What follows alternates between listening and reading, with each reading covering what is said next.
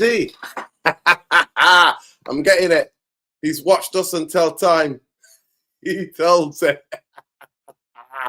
Big up to Man UFC 14. This is the URT. You are the URT. We are the URT. Welcome to the URT. Big up everybody. Please smash a like on the video on your way in. Subscribe to the channel if you're not already subscribed. Big up to everybody. Listen, Giddy FC is having a ball. So we're going to drop some home truths tonight about how unbalanced this football team is. And when people tell me, oh, no, you can't do it. You can't sign all them in the one window. Yes, you fucking can. If there's a will, there's a way. Nottingham Forest do it. Did they go, oh, we're not going to sign all those players. We're not going to have a squad turnaround of maybe 20 players. We're not going to do it. We can't do it. Surely not. They want to fucking do it. So let's be having you people. We're going to be dropping the truth to Giddy FC tonight. Black bums. Black bums. Big up to everybody. Eid Mubarak Festival. To all my people celebrating Eid. Love and light people. Big up to all of you lot. Smash a like on the video. Subscribe to the channel if you're not already subscribed, people. Let's be having you. Let's take this off first. You know what? It's raining in Money, innit? It's raining. It's been raining in Money, man. It's been raining in Money. Get this off my head, man. I gotta get this off my head. It's been raining in Money, people. Yeah, free Palestine, man. Free Palestine 24/7, every second of every minute of every day. That's what we say, people. Free Palestine every second of every minute, every day. Big up to everybody. Big up to all my East African massive. Big up to all the South African massive. Big up to all the Central Africans massive. Big up to all the West Africans massive. Big up to all the North Africans. Big up to all the people from everywhere in this world, man. Love and light. Big up to the beautiful people of this world, man. And specifically, big up to all my Muslim people worldwide. Eid Mubarak, all my people worldwide. Hope you're having a good Eid. It's been a wet one in Money. It's been a wet Eid, wet one. But yeah, big up, love, light. Yeah, let's talk about this, people. Let's talk about this. So Manchester United, Man United. Manchester United. It's Manchester United. It's Manchester United. It's Manchester United finished fucking 15th, mate. Let's be fucking having you. Manchester United who finished 15th, so let's be fucking having you, man. Yeah, man, yeah. Big up Lesso. Big up Lesso. Let's send the link to Lesso. Big up to my brother. Smash the like on the video, people. But yeah, we're gonna be talking, people. You know, this channel, we gotta keep it 100. You know, this channel keeps it real. It's called United Real Therapy. It's in the name, people. It's in the name. I can't change it. I'm not changing it. It's in the title. I can't be a hypocrite, people. We cannot be hypocrites. We got to stay true to the name. We got straight true to the name. Stay true to the name, man. But yeah, big up to everybody. Smash that like. Subscribe to the channel if you're not already subscribed, people. Subscribe to the channel if you're not already subscribed. Let me see if Sean's about, you know. Let me see, get Sean.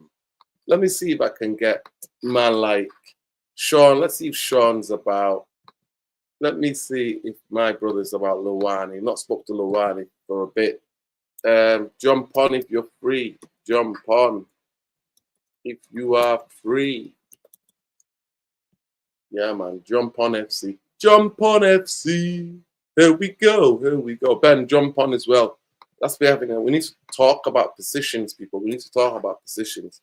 If you are free, jump on. Jump on. Yeah. Big up to my brother as well. Asif, if it's about, let us know. But yeah, big up. Let's get the super chat. Let's get it out of the way. Let's get it out of the way. In Mubarak to brothers and sisters, free Palestine. There you go, brother. Man UFC 14. Appreciate the super chat. Big up to you and love. What do you think of the new signings, Nordin? Listen, tomorrow, Cunha video's dropping. Tomorrow, Cunha video El Dropo. We're going to be dropping the video tomorrow for Cunha. So don't you worry. Don't worry. Be happy. Be happy, people. Be happy. Eid Mubarak. Eid Mubarak, man. Yeah, man. I love the Sikhs, man. I love the Sikhs agenda. Love to you, bro. Love to you. Blessing to you. Always. Bless you, brother. Yeah, man. Bless. Big up. Big up bad people. Different faiths, but the love is still the love. All faiths teach love. United need a new team because you can't play the system. Yeah, facts. Stephen Maguire, let them know, bro. Let them know. But Giddy FC won't have it. Giddy FC is telling you that's it. We've got Mbemo, we've got Cunha, and we're going to get Goalkeeper, and that's it. We're going to win the league. 21 incoming. Listen, a balanced team is successful. I repeat for the people about everything in life is about balance. If Asif was here, Asif is the philosophy is all about balance. He'll tell you everything in life is about balance. And yes, it is. But especially a football team. A football team is about balance. Balance. That's what it's about, people. Balance. Wishing you Eid Mubarak as a Hindu. Yes, man. Love to my people. Love to my people. Love to my people. Like I said, every religion preaches love. So love to you too. Love to you. I always wish my Hindu brothers, my Sikh brothers, my Christian brothers, and sisters, my Christian family, my Hindu family, my Sikh family, I always wish them all love. I'm grateful to have grown up in an area where I was exposed to everything, exposed to people from all types of religions, people from all sides of creed, color, from everywhere, different ethnicities, different belief systems. And I'm forever blessed for that.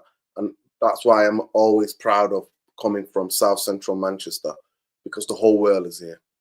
The whole world is here. The whole world is here. Yeah, man. Listen, Alien Tello told us about 5-6 days ago. Yeah. Alien Tello. Big up to Peter. Peter told us. Big up Susie 8 to 8 as well. Big up Susie. Big up Susie. Hope you're well. Hope the family are well. Love, light to you. What's the weather like down south? Yo, big up people. Tell me what's the weather down south.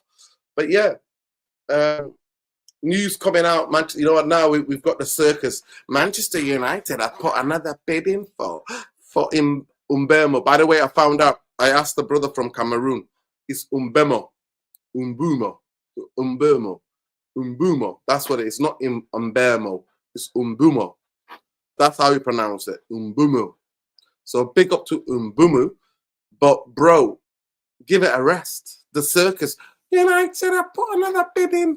They've put 5 more pence in, 10 more pence. That's the new update, and you're getting clickbaited everywhere, mate. Circus. Absolute circus, that is. Yeah, man. Big up to every one of you. Like I said, smash that like and subscribe. Big up Next Generation says, what do you think about Liverpool getting Wirtz? Yeah, well, Liverpool are a serious team, bro. Serious team. Liverpool are a serious team. Their recruitment is, boy, oh boy. It is what it is, man. They've already signed on there. They're getting that kid from the Hungarian kid from Bournemouth.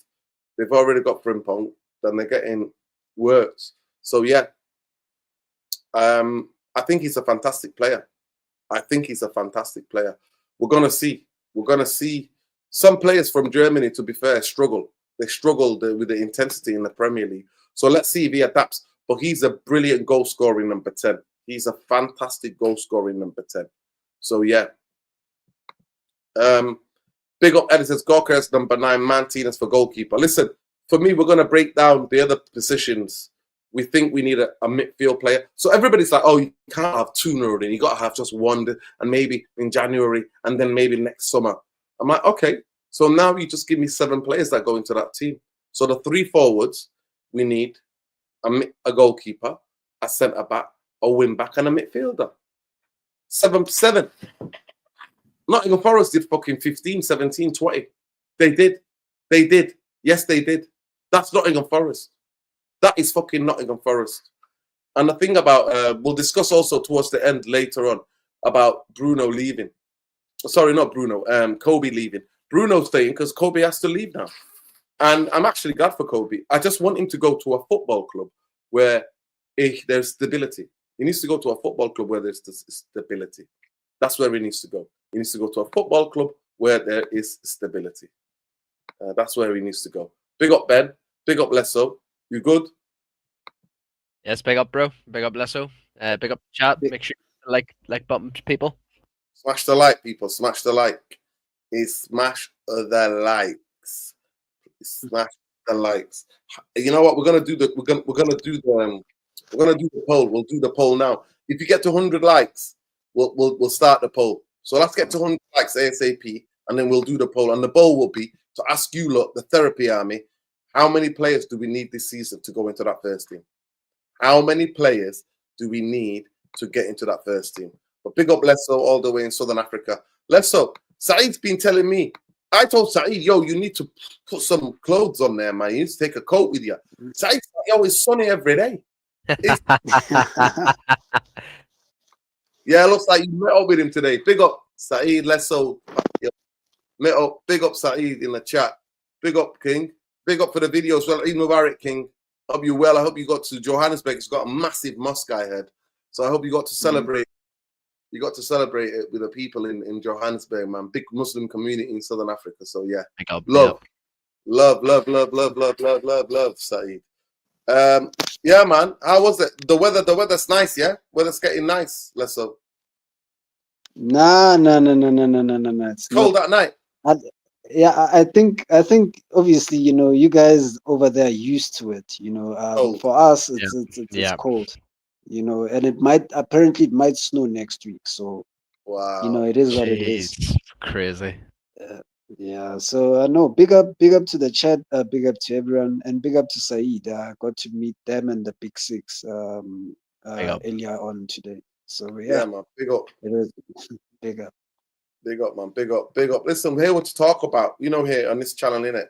It says united, and it says real, and it says therapy. So the real is the word. So I said back to reality, because everybody's Giddy FC's all over the place. They're all falling all over. They're literally falling all over drunk. We're getting in Burma. We got Konya. We're getting York arrest. And that's it. We're gonna win the league. Nah, mate. Football is about balance, team. So I said we need 7 players to go into that, and I'm sticking with it. Now, tonight, the debate is, how many do you think we need? So, Ben and Lesso, I'll go to Lesso first. Lesso, how many players do you think we need to go into this team at the beginning of the first match day 1 Premier League? How many players do you need in this team? Yeah, I think being realistic. I know you can't have 11. Anything under 8 is fine. But go ahead. You read my mind there. But if it was up to me, obviously I would have said 11. But realistically speaking, man, I mean, we could have done seven signings if we actually got rid of Bruno. It now becomes a very difficult subject because right now we have to sell before we buy. And unfortunately, as a result, that's why there are delays in terms of the signings that we want to get through the door. So I think 7 should be through the door. If we're really serious about doing anything this season, or this coming season, should I say, 7 should be the bare minimum. But we all know we're not gonna get that, realistically speaking. I think at most we'll probably get 5. And then that's it. And unfortunately, bad start to the season again. And it is what it is, guys. With the system, I said that we have to at least bare minimum get this manager 7 players, because you look at the team right now that we currently have, most of them can't play the system. Never mind anything, they're struggling. And you're looking at a team that finished 15th. If you're thinking that 3 or 4 players are going to make any significant difference to what we're seeing right now, or last month or whatever, then I think we're deluded. But I say 7 for me, 7 bare minimum. I don't know what Ben thinks, but I think more or less he's on the same tip. But yeah.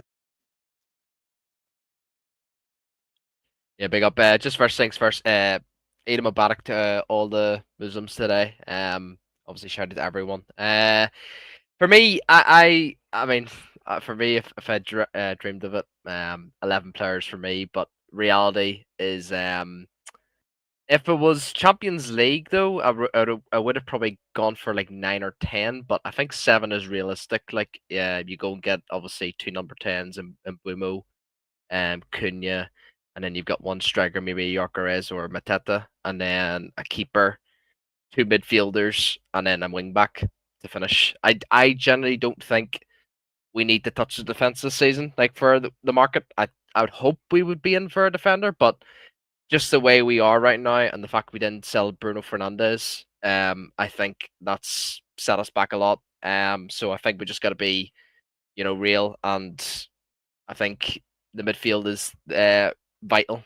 Like, although we're getting this number 10 in Mbumo, but we got to sort this midfield out and the swing back sort of, bro, because it's the thing is, like, I seen a tweet there last night. We were talking about Manchester United conceded 54 goals last season, but what's scary though is we equaled the same amount of goals conceded comparison to Villa, comparison to, I think, who else finished? Nottingham Forest, I believe, or there was like 2 or 3 teams at the top that we actually near enough equaled the conceding goals. So I don't generally believe, even though we're playing 7 at the back at times or 5 at the back, I don't generally believe like our biggest issue is the conceding side of things. I think it's obviously more so like the finishing side of things. We're not obviously finishing our chances and stuff. And I do generally believe like the midfield and as well as the keeper, because we're not getting into Onana, like that guy needs to go. But if we get the midfield sorted and the wing back, and then obviously we're getting a Bumo in, I think we should be improving. I don't think we should be challenging for top 6 or top 4. Big up Jarvis. Big up, But guys. I'm expecting like a top 8 or top 10 for this season for Man United. But I think if Bruno was sold this summer, I'd be very, very confident, like in terms of like incomings, like a lot more, because you can like there's City going getting Cherky. I reckon we would have got Cherky if we qualified for the Champions League. Obviously you would have got Baleba and Wharton. Like, there was just a rumor there. Apologies to all the Crystal Palace fans. It's a joke what's happening at their club. There might be a chance where they might not get Europa League, because of one of the owners is a majority shareholder of Leon. So it's unfortunate for them, but we should be going in for Wharton and Mateta. It's the same with Aston Villa. We should probably even try and get maybe Onana in the midfield, or Tielemans or a Martinez as a keeper. We should be going and looking at these clubs that obviously are fucked with PSR, and just taking a gamble, like. But for me, 7 players regardless. But big up Jarvis, and Big up. Jarvis. you're mute. Oh, there we go. Yeah, man, big up everybody. Please smash a like on the videos. Keep smashing the like, people. Let's get to 100 likes. And please answer. Get involved in the poll. We've put the poll out. We've asked the question, how many do we need? And how many players do we need to get into the first team? 4, 14%, 5, 23%, 6, 11%, 7, 51%. Because people tell me, we can't do it all. Well, no, Nottingham Forest did 20 players. 17 players. Teams have done 10, 20 players before. So we got to do it. We've got to do it. It can be done. If there's a will, there's a way. They've already sorted out the creative accounting, what every football club does. And I'm supposed to get gassed about that. I'm not getting gassed. Every football club does that. So at the end of the day, we need 7 first teamers. If this team's going to win. And in football is about balanced team. You can have all the greatest forwards in the world. If nobody's passing the ball to them, and if they can't build out and get out, and you haven't got a decent goalkeeper. So we need a goalkeeper, for my opinion. We need a centre-back. I would say we need 2 centre-backs, but I'm happy to go with goalkeeper, a good centre-back, a wing-back, and a centre midfield player, and a 3 up front. I'm happy to go with that 7. But let me know what you think. Jarvis, what do you think? Big up to you for joining us. Well, at least you're not asking much. Just 7. No. Yeah, No. at least you're keeping it realistic. I am, because you know why? I've seen Nottingham Forest. Yeah. I've seen Nottingham Forest change 20 players, Jarvis. That's fucking Nottingham Forest. Man United. Exactly. We're Man United. But it's Manchester United. But it's Manchester United. It's Manchester United. It's Manchester United. Gary Neville. This is Manchester United. Yeah, well, 7 players. It might it might happen, but I think more than 5 is unrealistic. We're talking about first teamers now and regular starters, not squad players. We obviously we can sign 10 players if we are counting squad players, but pure players coming in strengthening the starting 11. I can't see us signing 7 players. We have signed most likely 2 players right now. We need a striker, so that will be the 3rd. And we need a goalkeeper, that's the 4th. And if we're lucky, I think we need a wing back. And I will just go with the flow when it comes to the midfield and lay my bets on Collier and Kobe Mainu to sort it out, and Sekou Kune. There are some young talents coming into the squad, so maybe they will be the solution because they're playing with players that's I would say both Bruno and Casemiro has a lot of experience. So maybe we can do good with just those in midfield plus the youngsters. I'm not saying it's a strong midfield, but it could happen, And we're not winning the league next season anyway, and we have to take it gradually. We can't do 10 steps at a time. We need to do maybe 2, 3, and then stop a little bit and wait because we know how this club works. It won't be fixed. But Jarvis was sick of that. But Jarvis, Ineos have told us they're different. They said to me the best in fucking class nonsense. They sacked Dodgy Dave. They got rid of Ashworth. They got rid of Blanc. And they kept telling me it's the best in class. No, we demand. They took us to 15th, Jarvis. I'm not having this. I'm not having this encroachment thing. What they've said, we're putting them up to what they fucking said. They took us to 15th. Let's be having right. Paul Evans, but Norin, my question to you when it comes to this is, do you really think we can buy ourselves out of this? Yes, Jarvis. I think we need to take it gradual because when you asked the question, let me finish. Okay. All right. So you asked the question, right? Manchester United are not spending £100 million players. I'm not asking Manchester United to buy 7 players worth 100 million. No. Umbermo's not worth fucking 60, and everybody and their nan can fucking see that, right? They wanted Cunha, and Cunha wanted to come to Manchester United without even European football. So that I understand when a player is desperate to come to your club, you have to pay it, and he's got that fixed. And they should have worked it out with him. They should have. A proper football club would have negotiated with him and said, "Do not sign a fucking contract. We'll give you. You can come on a free next season, and we'll give you a bit more wages." Do you understand what I'm saying to you? They could have done that to him. They could have, but they didn't because they're fucking dopey, best in dopey class. That's what they're in. They're a bozos. That's what they are. So, but I'll take that in face value. Cunha had a buyout clause. Mbeumo's not worth 60. He's on the last year of his contract. He refused to sign that. He refused to sign the contract with Brentford. Right? He can go in a 3 in 12 months' time. Right? So this idea, we don't know. Jarvis, we have realized what we realized. And if people who support this coach have to realize to give him the best chance, he needs 7 players who are athletic. A goalkeeper who can actually, other than parrying shit out, Jarvis, can actually save them and parry stuff out. Do the basics. We need a centre-half that's quick so that we can actually squeeze the game. Because we got Euro, and we need to have 2 other defenders. So to me, the latest injury prone, Maguire's injury prone, and Maguire changes the way we play. So we need a goalkeeper, and then we need a fast centre half who is good with a recovery and is good at bringing out the ball, who can actually is a ball playing centre half. We need many ball playing centre halves as we can get. At this moment in time, the 2 only players who can actually is Martinez and Euro. Martinez and Euro are the only 2. You can't have that. The way his system works, if we want to give him the best chance for him to succeed, is that he has to get those fucking players in. He has to, right? So I'm not asking somebody to be incredibly worldly. Nobody's asking for that. I think we're misunderstanding each other. We're just saying what we saw last season is bullshit. It's absolutely bullshit. So we need something different. The players who failed in the crucial positions last season, should not be rewarded by staying at this fucking football club. They should not be. So they need to be gone. Their contracts need to be paid out because now, Jarvis, I'm only going by what Ineos is telling me. Bruno said, Ineos said they don't need the money.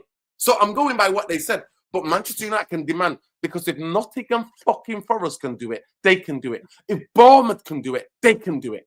If Brighton can do it, they can fucking do it. I'm not holding Manchester United to any other fucking standard to majority of teams. Good scouting, good recruitment, and support the guy. You bought him out of his contract in October. You set him up to fucking fail. You didn't back him in January. So in a normal transfer window, Jarvis, it would be 4. But if they would have signed 3 players or 2 players, I wouldn't be saying now in January to help him out. Instead, they took 2 players away from him. So no, this is not unreasonable demands. Manchester United do not have to spend loads of fucking money. We can talk about the goalkeeper you're talking about. There are Jarvis, absolute bargains to be 100%. had. Bargains to be had. So when Paul Evans asked me, Paul Evans, the link is too injury prone. And it's not, to me, it just shows he's not really, sometimes he played well, but it's been 50-50, and we can't rely on that because 50-50 is unreliable.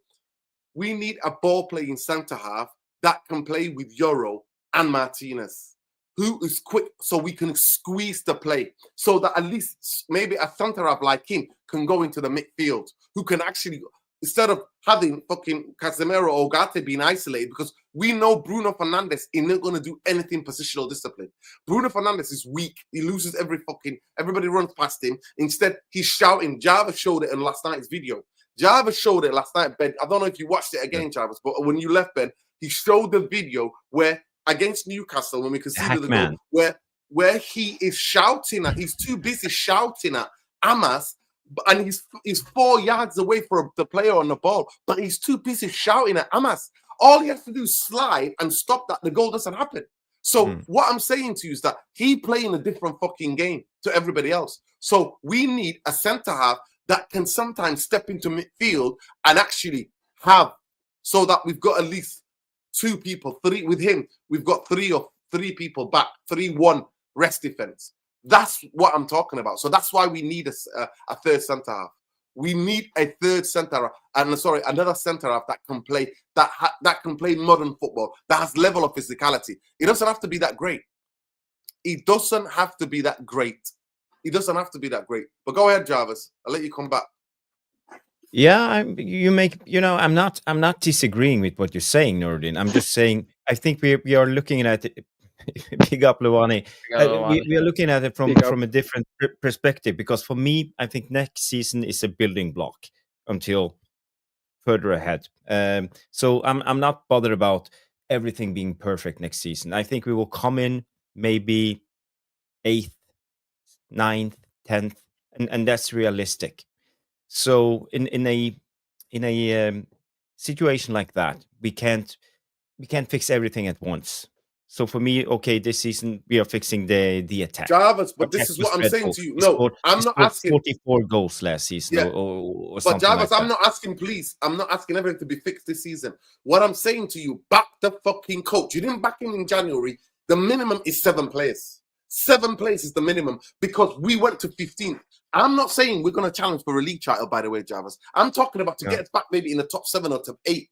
7 players to help us get back to this. Well, that's what I'm talking about. But you do agree with me that we have a great academy coming up, a lot of youngsters, talented youngsters. So we Jarvis, they all need loans and block the path. We have to Jarvis, for the build gradually and think forward. So 3 years ahead, 5 years ahead, where are all of these academy players in this squad? If we just block them with mediocre players or whatever, I don't trust the scouting of Ineos. Well, Jarvis, I'm not blocking them. Jarvis, I'm not blocking them. What I'm saying to you is that Conan needs a loan in the championship.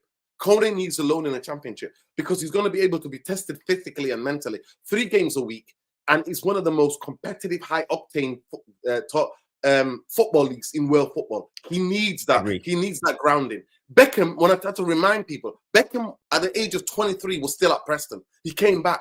He came back from Preston at 23. He didn't play many games at Preston. I think he played half a season and then he came back. Well, there you go. But it's still, he understood men's football out of the comfort of Manchester United. And then the hunger. When you send somebody alone, the hunger. Lingard was on loan. How many teams? Harry Kane had 4 or 5 loans. 2 different leagues. The hunger. You introducing hunger to these players. But I'm not asking for the world, Jarvis. If Nottingham Forest can do it, if Bournemouth can go and back Areola and get rid of and clear a house and get rid of players and bring players in that fit into his system, Manchester United have to do. They spent 12 fucking million. They wasted 40 million getting rid of Ten Hag, bringing Amarin, getting rid of Ashworth, getting rid of fucking Dodgy Dave, getting rid of fucking 600 people, sacking 600 people. Some of the players who took us to 15th last season, who played, do not deserve to get that next chance. Somebody's got to stand up and talk about it, Jarvis. The minimum of Manchester United finishing is 8th. That's the minimum, not fucking 15th. Well, it doesn't matter what we want, you know. The realistic situation Jarvis, is we can want to be 6th or 7th. We have to demand.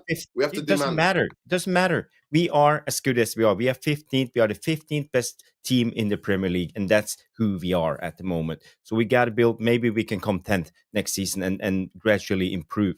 What I'm saying when I'm talking about not buying too many players, I don't want to fill up the squad with a lot of big name players, high wage players. We heard Mbumo 250k a week, Konya 170, 180. Who knows what bonuses they can get if we qualify to the Champions League? But there's no guarantee that none of these players will be good in the next 2 to 3 to 4 seasons. So again, maybe we're just filling up the squad with mediocre players with high wages. I would rather us be careful at this moment when we are building for the future. We know it's a stepping stone season. I would open the path for the youth players combined with the best of the rest in a way. So I don't want to block Guido Obi Martin. I don't want to block Seko Kune. I want Mainu to play. I want all of these youngsters. I want them, give them a chance. I don't care if we come in 10th. I just want us to give them a chance and supply in the squad with the rest, maybe 4, maximum 5 players. That's just my thoughts. The most important thing this summer is who can we get out of the door? Rashford, Sancho. I would like the big name, mediocre dross. For me, that's Luke Shaw. Get him out of here. Get them out of here. That's my thoughts on the situation. But I understand your point of view. For us to be a good team as soon as possible, we need at least No. I'm not asking. I'm asking. Amarin deserves the backing because Jarvis, when we don't succeed next season, if we come in 10th, Amarin will be gone. We all know this. Amarin isn't all the B and then all. You know, there will be another manager for me. Yeah. No, I understand that, Jarvis. I totally understand that. But what I'm saying to you is that I think we both agree with each other. We just we see it differently. Yeah. We're agreeing with each other. To me, I'm saying to you, 15th, that it's a disgrace. So Manchester United, to get back to the top half of the table, we need 7 players at least who have the attributes the coach wants, the attributes that are multifunctional, but also can play the man-to-man physicality. Big up Luwani. Luwani, thank you for joining us. I'm sorry, Alternative Facts. Let me explain to you how the 1-year option works. Player has to agree. Umbumu, that's his name, Umbumu, already said, nah, I'm not signing a contract. So the 1-year extension means cancelled. Big X on it. When a player says to you, I'm not taking the 1-year option, the player and the club have to agree with each other. The agent and the player have to go to each other. At the end of the day, to 12 months, he doesn't want it. He can walk away. You're not tied to it. It's if everything's going well, the 1-year extension comes. But not when you cannot hold a player to 1-year extension. Please understand that. Some clubs might, but from everything we're reading, Umbermo can walk away. Can start negotiating with teams from January, actually, especially European teams. Go ahead, Luwani. Luwani, big up to you. Love and light. Hope you're well. Big up. All the way out Big there. up therapy. What's the weather saying up there, Everything man? good. It's raining man. here, so yeah, it's wet. It's wet out here. Well, I think I heard your question at the beginning. Is the mic okay? You guys hear me well? Yeah, you're okay. Okay. Yeah. So I heard your question at the beginning about still. how many players do you think? Can you keep the microphone still, brother? It's really crackling, right? Yes. Really crackling. Oh, it's crackling. If it's crackling, I'll just disconnect it and come back on. Okay. Yeah. Nice one. Yeah. I'll be back.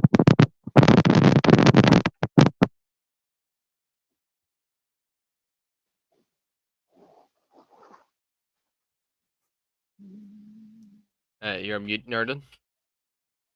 Let's begin. Let's start from the goalkeeper. For me, there is no in the hell fucking way am I keeping fucking Unana. I told every fucking body and their nan, right? I was the only person who was saying it.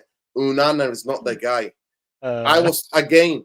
I was the only person before he even dotted anything on a paper to sign for Manchester United.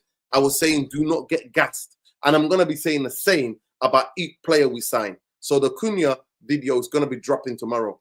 Cunha video is gonna be dropping tomorrow, people, because I'm not going to go live tomorrow. I'm not doing a live show.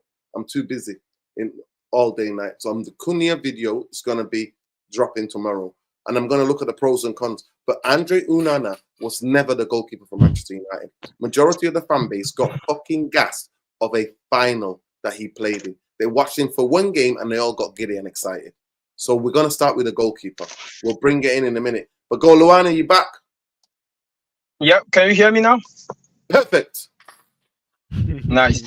So the question about how many players we need, I will just ask you a rhetorical question to say, what's your expectation for next season? Because if our expectation is to finish somewhere top 4, I'll say forget about it. It won't matter how many players we bring in. If the expectation is to at least enter the top 10 debate, then we will need to bring in at least 5 players. But it's all still going to depend on Amorim and the way he want to bludgeon the youngster, the current team that he has, with the new signing that are coming in. At the end of the day, he still have to trim the wage bill, so he have a gargantuan task on his hand, and then he still have to jungle it with the fact of his own instinct of preservation, because next year is probably going to be his last year if he doesn't do well.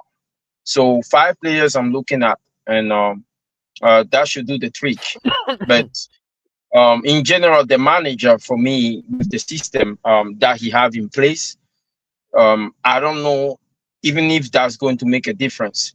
There used to be a time where you guys remember the story where our players used to line up in the tunnel and they don't even look at the other team because they know they can control the outcome. They know exactly what results they're going to achieve because we had that aura of superiority. Nowadays is the other way around. So when I look at our team and I try to set the expectation for the season, I don't think of it anymore as I don't think of it anymore as what do we have and what we can do. I think of it as what are the other team doing, because the league from the time of Mourinho to Ole to Ten Hag, the league is very hard now. The league is more homogeneous. The team that was strong got way stronger. City and Liverpool, Arsenal are operating at a different level. I'll say like a top tier, and then below them you have the Chelsea, the Newcastle, the Aston Villa, and then there's another tier below them. And that's the tier that's below Newcastle and the others. I mean top between 6 and 10. That's why we should be aiming to getting in, and I think 5 players will do it for us.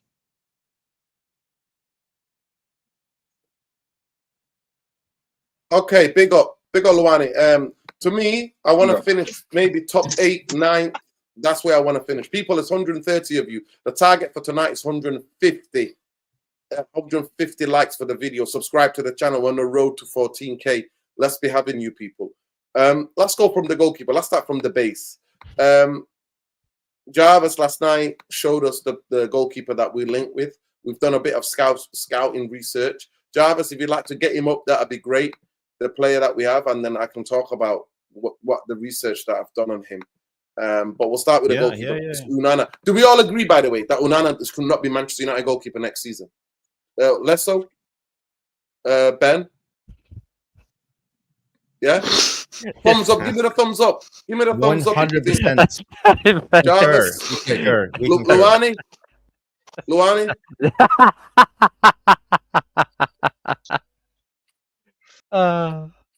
Bye, Luani. Ta-ra. Take care.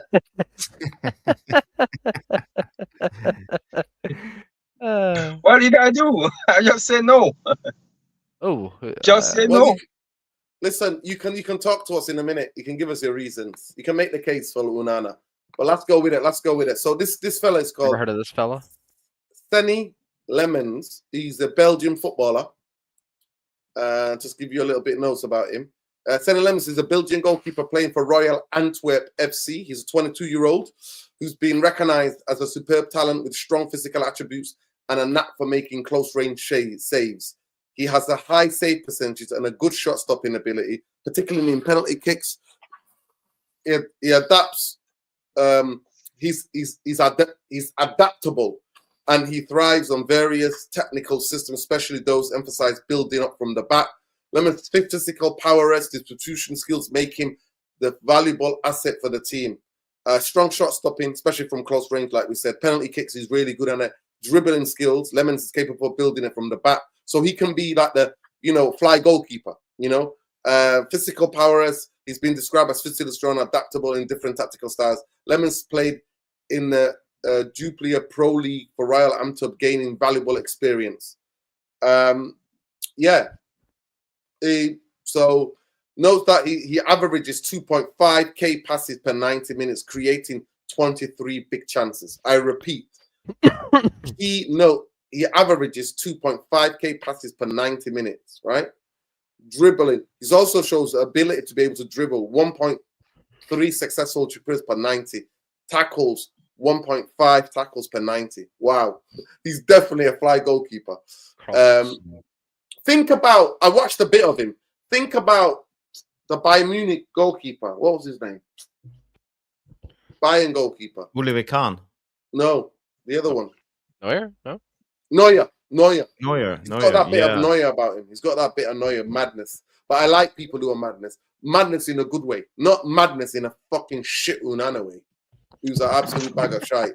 Lemons has expressed his interest potentially playing in English Premier League, feeling that his physical attributes will suit his style of play. United are scouting Lemons as a potential replacement for Andre Onana. Lemons' strength are best utilized for a system that values building up from the back while passing and distribution skills are maximized. He also suits teams that employ high defensive line, allowing him to sweep. There we go. That's it. That's why when I seen him, it reminds me of Neuer because he's a sweeper keeper. He's a promising young goalkeeper, and I would rather sign him than I sign Martinez. But go ahead, Jarvis. What do you want to say? But that's what I found out from him. Yeah, and like I said, I watched two 10-minute videos of him on YouTube. I like, I also just watch compilations. I've never watched the Jupiler League, so I have to be honest, But by the stats, if you're going by the stats, if you see here, this is expected goals based on how likely the goalkeeper is to save the shot. Is plus 0.5 every 90 minutes, so he almost saves one extra goal every game. And half a goal every extra game, and he's in the 99th percentile of all the goalkeepers in Europe. When it comes to his save percentage, how many saves he have per game is in the 81.3% per 90. So he's in the 97th percentile of all the goalkeepers in Europe. He's also extremely good on penalty kicks. He saves 66.7%, almost 67% of all the penalties. That's insane. He's in the 92nd percentile and touches. He likes to be he's calm on the ball, and he's really good at stopping crosses. He's in the 99th percentile. So by the looks of it, he looks fantastic. And by the way, when it comes to this, I don't know if you guys can see this, so let me just try to enhance it a little bit. Perfect, yeah. This is a comparison with Senny Lemons and Emilio Martinez. We all know we are linked to Martinez. We are linked to both these goalkeepers. So if you look at the stats per in goalkeeping stats, Lemons has 173 saves and Emilio Martinez has 100. Goals prevented, Senens has 15.6 goals prevented. Emilio Martinez has 1.2. So there's a big difference in that aspect. Clean sheets 9-8. That's not too big of a difference. And accurate long balls is in the 49.3, and Martinez is 47.9. So by the looks of the stats, the goalkeeping stats, I think Senne Lammens is far better than Martinez. But it's a different league, it's hard to compare stats. I know that. But, from a 22-year-old with a apparent price from a transfer mark of 7.5 million euros is his price. So I don't see us signing this guy to be our main goalkeeper for the next season, but I see us signing the guy to replace Bayinder.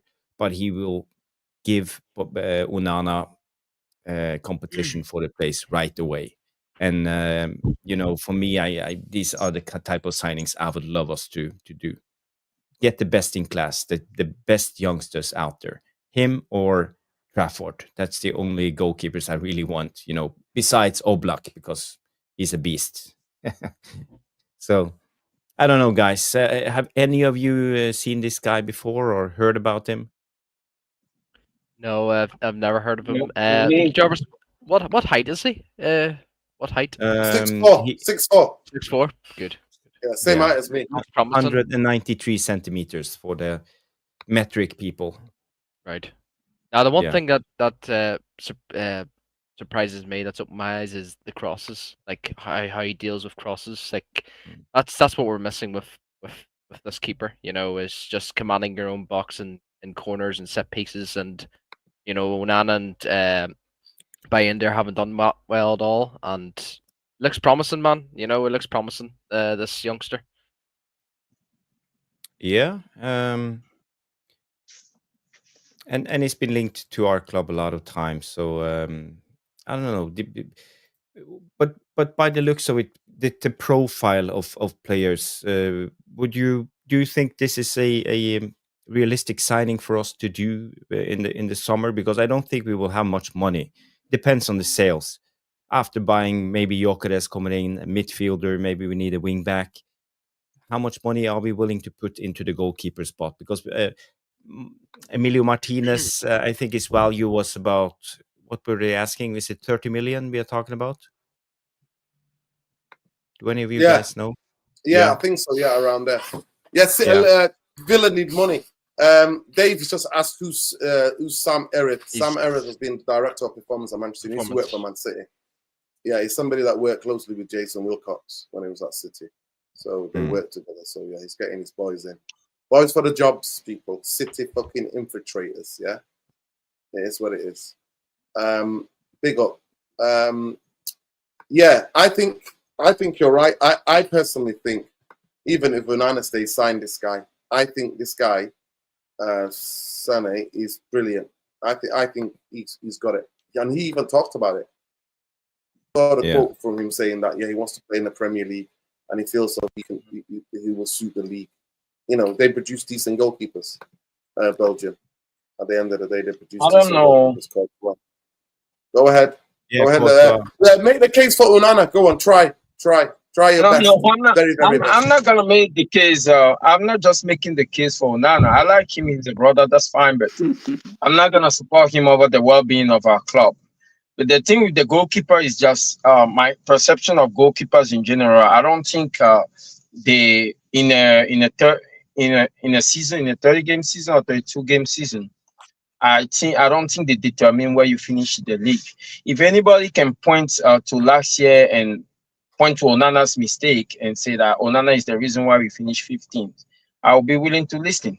But the issue is that we give away, we send Henderson out of the team, but he's doing just fine for Villa.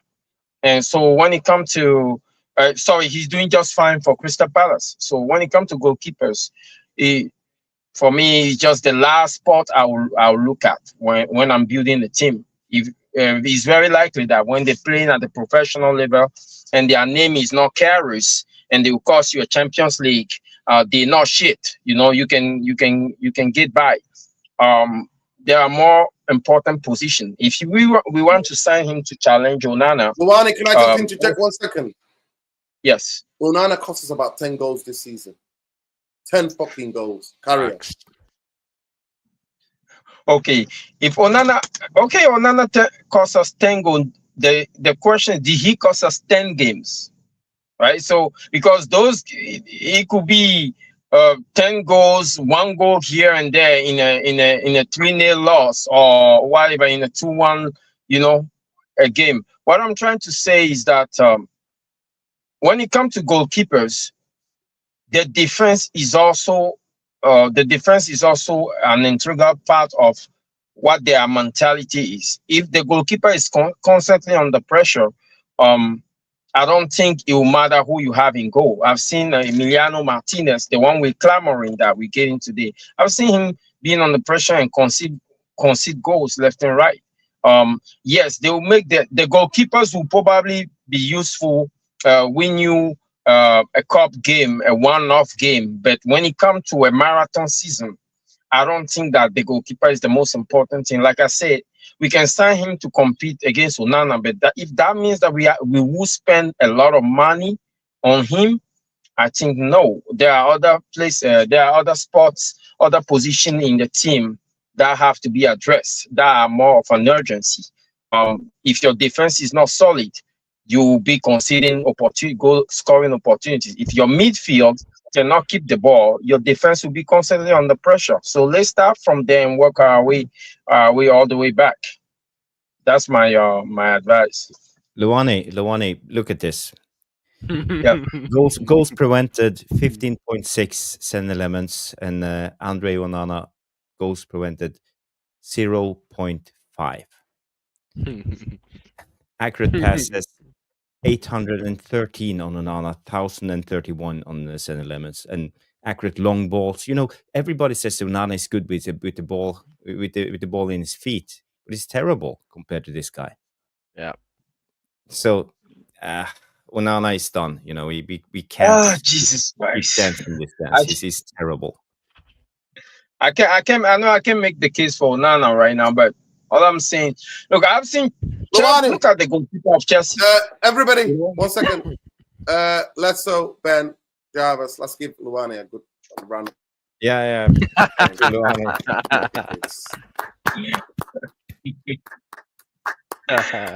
up, Luane. Big up. Thank you. Much appreciated. Luane, good try, but don't give up your day job. Listen, it's not even a debate. There's some games where I think he's been made a scapegoat. No, I actually don't think so. I genuinely don't think so. I think people have appreciated that Manchester United have been shit with Onana or without Onana. But we have been horrendous with him. He is one of the problems in the fucking football team. He is one of many, Luane. Many. But let's move on to the centre halves, people. What centre halves do you think we need? Do you agree with me that we need a centre half? We need a modern, preferably younger, another young centre half who can give it a bit. I think we need somebody who's more experienced than Evan. Now, let me explain something to you. In the last game of the season, or since he's come back before, even the majority of his games at Old Trafford have been there. I've watched Evan. I've watched Evan very closely, and honestly, no word of a lie, I've even stopped watching because United have been shit, and I've just focused on Evan, right? I've been just looking at him, Aiden Heaven, and going, right, let me just focus on his attributes. Now, his physicality, his brain, he's like, I want to give it, is there. You can see he wants it, right? He wants to step up. He doesn't want to run back. But I'm telling you, in a perfect football club, he would have to get a loan. Now, let me repeat that again for you guys. He would need a loan because he still needs to fill out, right? He needs to fill out and he needs to play, to be roughed up when he's playing week in and week out. But that's in a perfect, not even perfect, stable football club. Not even, what are we talking about? There's nothing perfect in the world. So let's just talk about stability. A semi-stable football club, Aiden Heaven would be going out on loan to get more experience because he would need to be tested.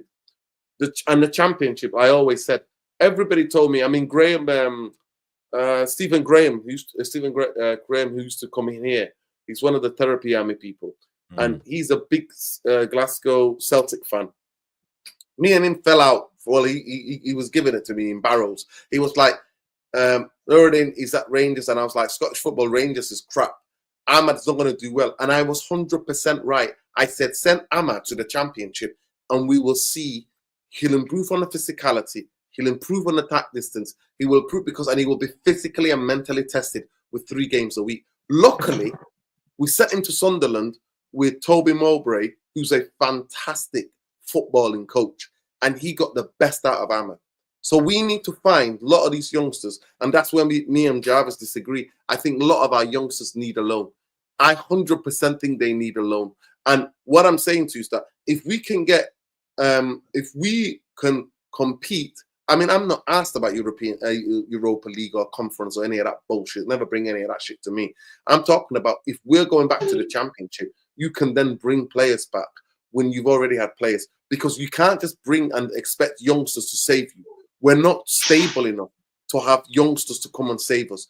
Those youngsters that we want in this team, Jarvis, that in 1 or 2 years' time to be in that first team, ready, and I'm talking about fucking ready, right? They need to go out on loan. They need to be tested mentally and physically, and they need to get the fuck out of the bubble and the instability that is Manchester United. So, for me,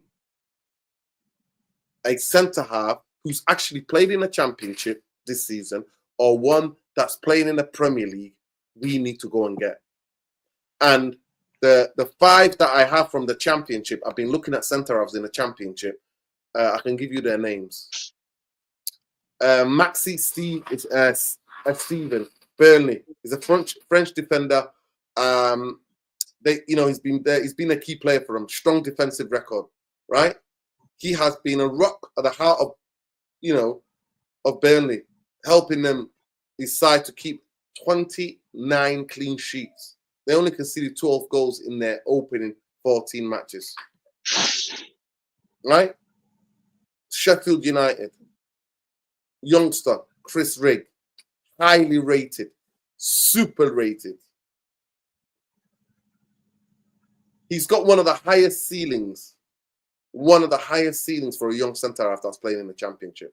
Another guy, and I heard that maybe some of the Premier League teams are looking at him, is Tyler Haywood Bellis. He played for Southampton. He was part of the Southampton promotion. Obviously, you couldn't keep them up, but everybody's rating him. So they're the 3 that I'm thinking. Maxi Steve, Burnley, Chris Rigg at Sheffield United, and Taylor Howard Bells. And we actually were linked. I don't know if we were linked with him.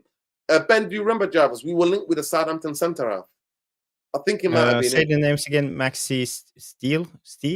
It's spelled E-S Steve. So it's Steve, but with an E to begin with instead of Steve. Steve. Yeah, okay. It's Steve. Yeah. But he's the guy from Burnley, and who's the Southampton guy? The Southampton guy is Taylor Haywood Bellis. Taylor, Haywood, okay. Yeah, Taylor Haywood. But the guy that everybody's going crazy about is Chris Rigg. R-I-G-G at Sheffield United. We're gonna see him. We're gonna be seeing him in the Premier League this season, because Sheffield United got no, they didn't. They didn't. Yeah, I forgot they didn't get promoted. Maxi Steve is playing. Is going to be playing for Burnley. We're going to see him, but Chris Rigg is still playing in the Championship, and he's highly rated prospect. I've heard about Chris Rigg before. I think I did some scouting on him in the summer. Yeah. So these are the centre halves. But do you agree, guys, that we need a centre half? Yes or no? If you offer me, yeah, absolutely. But I'd rather focus on the midfield and the wing backs, me personally. Fair enough. Let's go. Yeah. Realistically speaking, to be honest, I don't think we have the luxury to actually want a centre back at this moment in time. So let me readdress you. Our manager wants to play. Our coach wants to play 3 at the back. Harry Maguire, Alessandro Martinez, and Mateus De Ligt are injury prone. but you're dealing with Manchester United here at the end of the Yeah. day, so we're not a competent football club. So I'm basing it on it's now it feels like a luxury when it should be a need, to be honest, but at the end of the day, I think they're more focused on the midfield and taking positions according to what we're linked with in the transfer market. So, centre back is, if I think it's more or less, if it becomes available, they will maybe try and get someone. But if not, I don't see. They're trying to push this whole Maguire is gonna be here again next season. So trust in me, they're not looking at no centre back to sign any centre back, honestly, unless maybe to replace, if your Lindelof is leaving, obviously he's leaving. They may try and get someone in, but I think more or less they may even try and promote someone rather than sign a centre back. That's what it's looking like, because we're not really linked with anyone heavily like that in that position. So yeah, best in class, I guess. Well, best in nonsense. Go ahead, Luwani. Can you guys hear me well, right? Yeah. So when it comes to the center backs, I mean, this is the syndrome of the modern game itself, because now the game is requesting for center back to not only be good on the ball, to be able to play as DM, but also to be very physical, especially in the Premier League. So when I look at the center backs that we have on the books, we have Maguire, having Lenny Euro. Maguire, having Lenny Euro, Lisandro. That's 4. The issue that we have is mostly to do with the combination.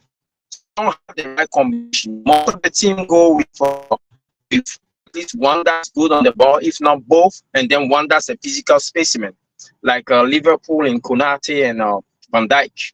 But we don't have that kind of pairing that we can put together with our starters. So we definitely need to bring in at least 1 or 2 center back.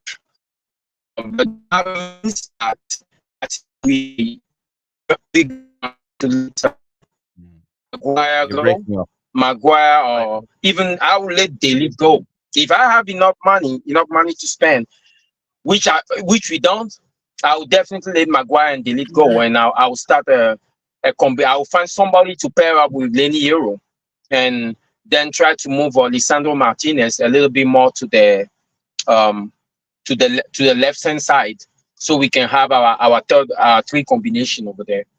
But we do need at least 2 more center back. If we were playing in a 4, I would say we need 1 more. That should be good. But because we play in a 3, we need at least 2 more.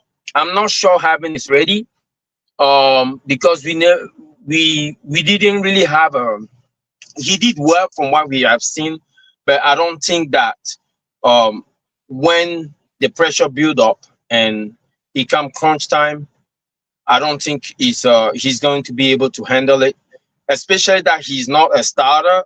So rather than him being on the bench, I'd rather we send him on loan to see what he's really made of. And that's my take on that. Big up. So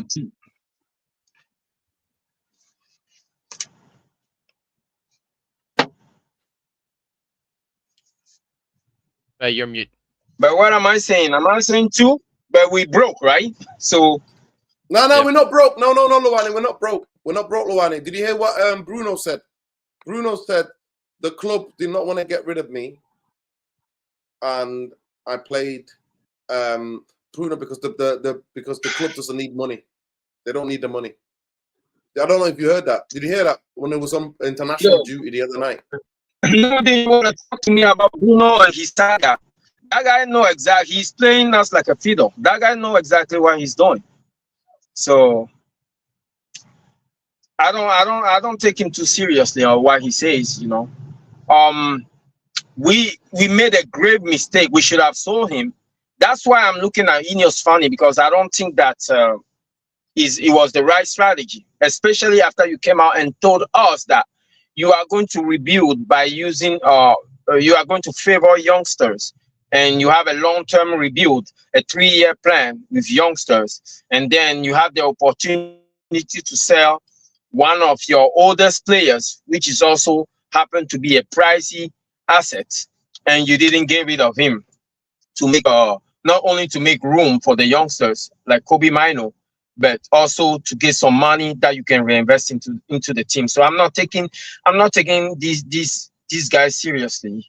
It's almost like we're mortgaging our future in order to win now. We're just doing a patch-up job. And we have been doing that for years. There's nothing that's changing. We just want to win now. But that never happened. So Go ahead. Go ahead, Jarvis. No, Lesso's turn. I have spoken. Go ahead. Go ahead. No, it's actually Ben. Ben. Was it Okay. Ben? Oh, Ben Yoris is Lesso's then. Yeah, Lesso. What do you think we need do you think we need a midfielder then? What kind of midfielder do we need? We need someone, to be honest, who can carry the ball, to be honest, and is very tidy with it.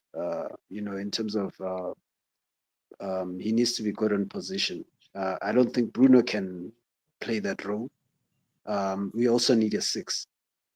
And honestly, it is what it is. I don't see us getting any of these guys. We can say what we need, but at best, I only see us getting maybe one more midfielder. With Bruno staying, it's possibly just one more. And the guy from Monaco is actually good. He's young. He's very tidy. He's got positional sense. He knows where he needs to be, and he's not all over the place. And unfortunately, he's gonna look bad next to Bruno, anyways, because Bruno will leave him. Who's the guy from Monaco? Leave him isolated. Oh, Kamara, is it? Lawani? Yeah. In Monaco? Yeah, Kamara. Yeah. So. Who's the guy from Monaco? Yeah, that's who it is. Kamara. Lamine Kamara. Lamine Kamara. Yeah. So Kamara. He's gonna look bad, anyways. I haven't seen him, but you know who I saw? Kone. Who?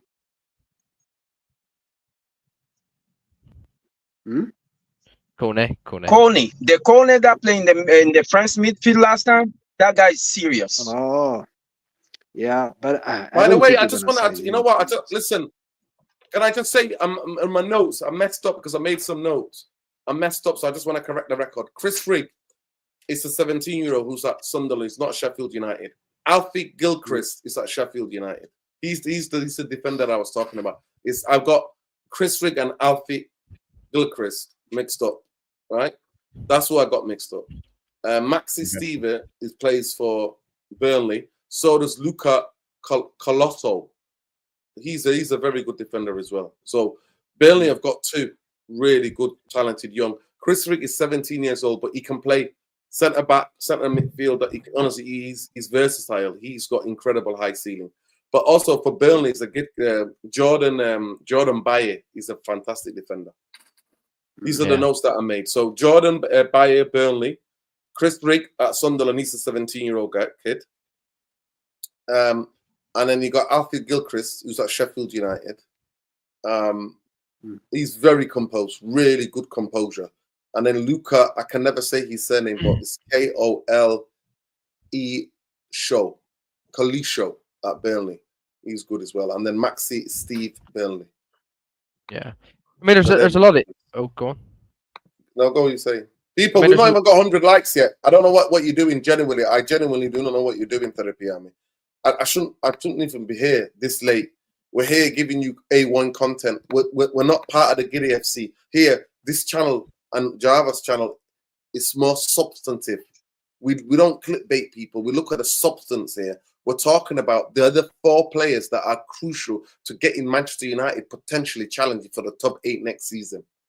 That's what we're talking about. We're not talking about Giddy FC. We're not talking about top 4. We're talking about players, and we're giving you names. We're not just saying we need a centre of a goalkeeper. We're giving you actual fucking names. So the least you could do is smash the like on the video. Because I'm not asking you to pay for anything. Just smash the like on the video. Our target is 150 likes. There's 170 of you in here. There's more people of you who voted on the poll than have actually like the video. Yeah. Right? Like the Well, video, people. so how many players do we need? Do we need to get into the first team? This first team, 17% for five players, 23, right? 23% are 5 players, 23% 6 players, 38% 7 players. Let's go. Big up to Sheikh Ariane. I think Sheikh Ariane's Yeah, joined. big up, check Ariane, bro. Big up. Yeah. Let's go. Now, like I said, man, like with midfield, man, there's definitely a lot of exciting young talent out there. Like if you're judging based off the championship, one player I have been keeping an eye on, and that would be so good for like any system, is the Middlesbrough midfielder, Hayden, Hackney. Hackney, is it Hayden Hackney? Hayden Hackney. Yeah, Hayden Hackney. Hayden Hackney is a good player. he's- By the he's way, been I just want to update people. Michael Carrick's been sacked at Middlesbrough. He got Yeah. sacked yesterday. seen that, man. But like him, and then obviously we've got you got the likes of Wharton, Crystal Palace going through this tough period, so there's an opportunity for us to like go in for him. Obviously you've got Baleba, and then another midfielder I've been keeping an eye on. Obviously one of my I followed this coach for a while. He's at Stuttgart. Stiller, the number 6 for Stuttgart. I think he's a quality player. And then obviously Luani mentioned earlier, the Monaco midfielder Lamine Camara. So any of them I would happily take for this Man United team. Oh, that was But, Leicester, yeah. say again, Luani? No, I said that was Lesso. This was the one talking about. Lesso, sorry. Lesso. Yeah. But any of them, bro. But I really like the look of Hackney. I really, really, really do. He's I mean, it's unfortunate with Michael Carrick, but I see, especially in the championship, man, he's very physical, the physicality suits it. I don't think he's had many injuries for Middlesbrough this season, for last season. So there's a player there. So Man United should go and look for players in the championship. I think it's crucial. Yeah. Go ahead, My Lesso. question to the panel oh, Lesso? Okay. No, you can go on. You can go on. Lesso, go ahead. No, I said my question to the panel and to Jarvis. You guys that are a little bit more tactically astute than me is, when talking about midfielder, what kind of midfielder do you guys think will work well in an Amorim system and will be compatible with Bruno? That's a good question. It's a really good question. What is the what's the profile? What's the I profile? didn't hear you. Sorry, I didn't hear you. You're breaking up a little bit. It might be my internet. I said, what kind of midfield? What kind of profile? What's the profile of midfielder can we bring in to fit that will be better suited to Amorim's system and be compatible with Bruno? Nobody's going to be Yeah. compatible with Bruno. Nobody. Bruno is the Nobody. worst fucking. Nobody. Positionally, he is fucking horrendous. It's true, man. It's true. It's true. Have I played you the clip of Paul's goals I have explaining to it? add Bruno in. Luane, have I played you the video where Paul Scholes is breaking it down? Paul Scholes would be like, it would be a nightmare to play with. I don't know where. Yes, I watched the stream. I watched the stream. I watched the stream. He was brilliant in breaking it down with Carragher. So it's what we've been saying for a while now. Now that Carragher and Coles are saying it, it sounds different suddenly. You have more credibility. But we've been saying it for a while. We've been saying it for a long time, of course. We have. Jarvis, did you say that you had a Bruno Fernandes clip yesterday? You mentioned something about Amas or something. Yeah. Just as you were about to go, Jarvis was saying, Ben, wait. So let me just show you this video. Oh, and right. you just Yeah. you need to watch yesterday's stream to see it. See this. Let's see. Oh, God, have we look. Have we look. Jarvis, you're on mute. I can bring it up, but you got to give me 1 minute. No. I think Jarvis. We're on players tonight. You can watch the stream next time. You can watch the stream. Okay. Ben, that was for you. So watch that clip. You just go to the end of the video. and then it's just there. Yeah. Perfect. I'll go and watch it. Just literally as you left, from there is that. Okay. Yeah. But I just want to say, when it comes to the midfielders, I think we need a midfielder who can cover a lot of ground. Yeah. And But not just that, we need a midfielder who can pass the ball, who can build up slowly, who can combine with the wing backs, who can combine with the goalkeeper, receive the ball back to goal. We need a technically superior, physically and technically. It'd have to be superb. well, The you're physicality. asking a lot. You're asking No, I'm a not lot, asking a lot. No, I'm not asking a lot. No, I'm not. No, basically, I think all we every need to team do. is Listen, looking for- all for- we need for to do. that. All we need to do is go and invest in Kante's son, basically. Yeah. Yeah. He's 6 Obviously. years old. You know what I mean? He's 6 years old. No problem. You know what I mean? Can we wait for him? we need a Kante style, literally Kante style player. I do agree with Jarvis though. You look like you asking for a lot, because the world talent pool is not producing those kind of midfielder anymore. It's rare now to have a midfielder that have the combination of athleticism and technicality. It's almost like now we get somebody like Cancedo. We're saying that he's a generational midfielder now, but we don't have those coming off. And every club have money, so every time one of them shows up, he's quickly snatched up with a better proposal in terms of project and in terms of his development and his future. So when it comes to that, we're way down the pecking order. I know we are allowed to have expectation and dreams sometimes, but I don't think that we can shop in that pool anymore. So we have to start looking at something that we can develop on our own. Why don't we work on Toby Collier? Why don't we work on Coney and just get rid of Bruno? At the moment, I think Kobe Mainoo, there's a lot of rumors. The club is putting out that Kobe Mainoo's for sale. That's what we're getting. So Bruno stays, unfortunately. And we need somebody who can cover up for the lack of awareness, the lack of positioning, and the headlessness of Bruno. That's what we need. And that player for me is a player who's similar to Kante. If somebody found Kante in the second division in French football, I'm sure we've got the best in class scouting now. We can find him. Well, but even Kante, I don't think Kante can play in these days and age anymore. Kante can pass the ball, you know. So eventually, he needs people next to him. If we have a midfielder that profile, like we already have, Kante can pass the ball. Kind of the Kante. All due respect. Sorry. All due respect. I'm not having any Kante slander. Kante could pass, could give, could carry, could do it all. Kante, I've never seen a midfielder like Kante. I swear to God, in all my life, I have never. Kante had 3 lungs. I watched him live, and in my head, I'm thinking, he's 3 places at once. 1 minute he's in midfield. Next minute he's in his own box tackling. Next minute he's the one breaking lines on the corner. Yeah, but Nuruddin, when you're talking about that, we're talking about a first phase midfielder. Kante has never been a first phase midfielder. And that's what we need. We need a first phase mid. We need Adam Wharton. We need. I'm sorry. No, I need all action. I don't need first phase, phase. I need somebody who basically the ball is a magnet to.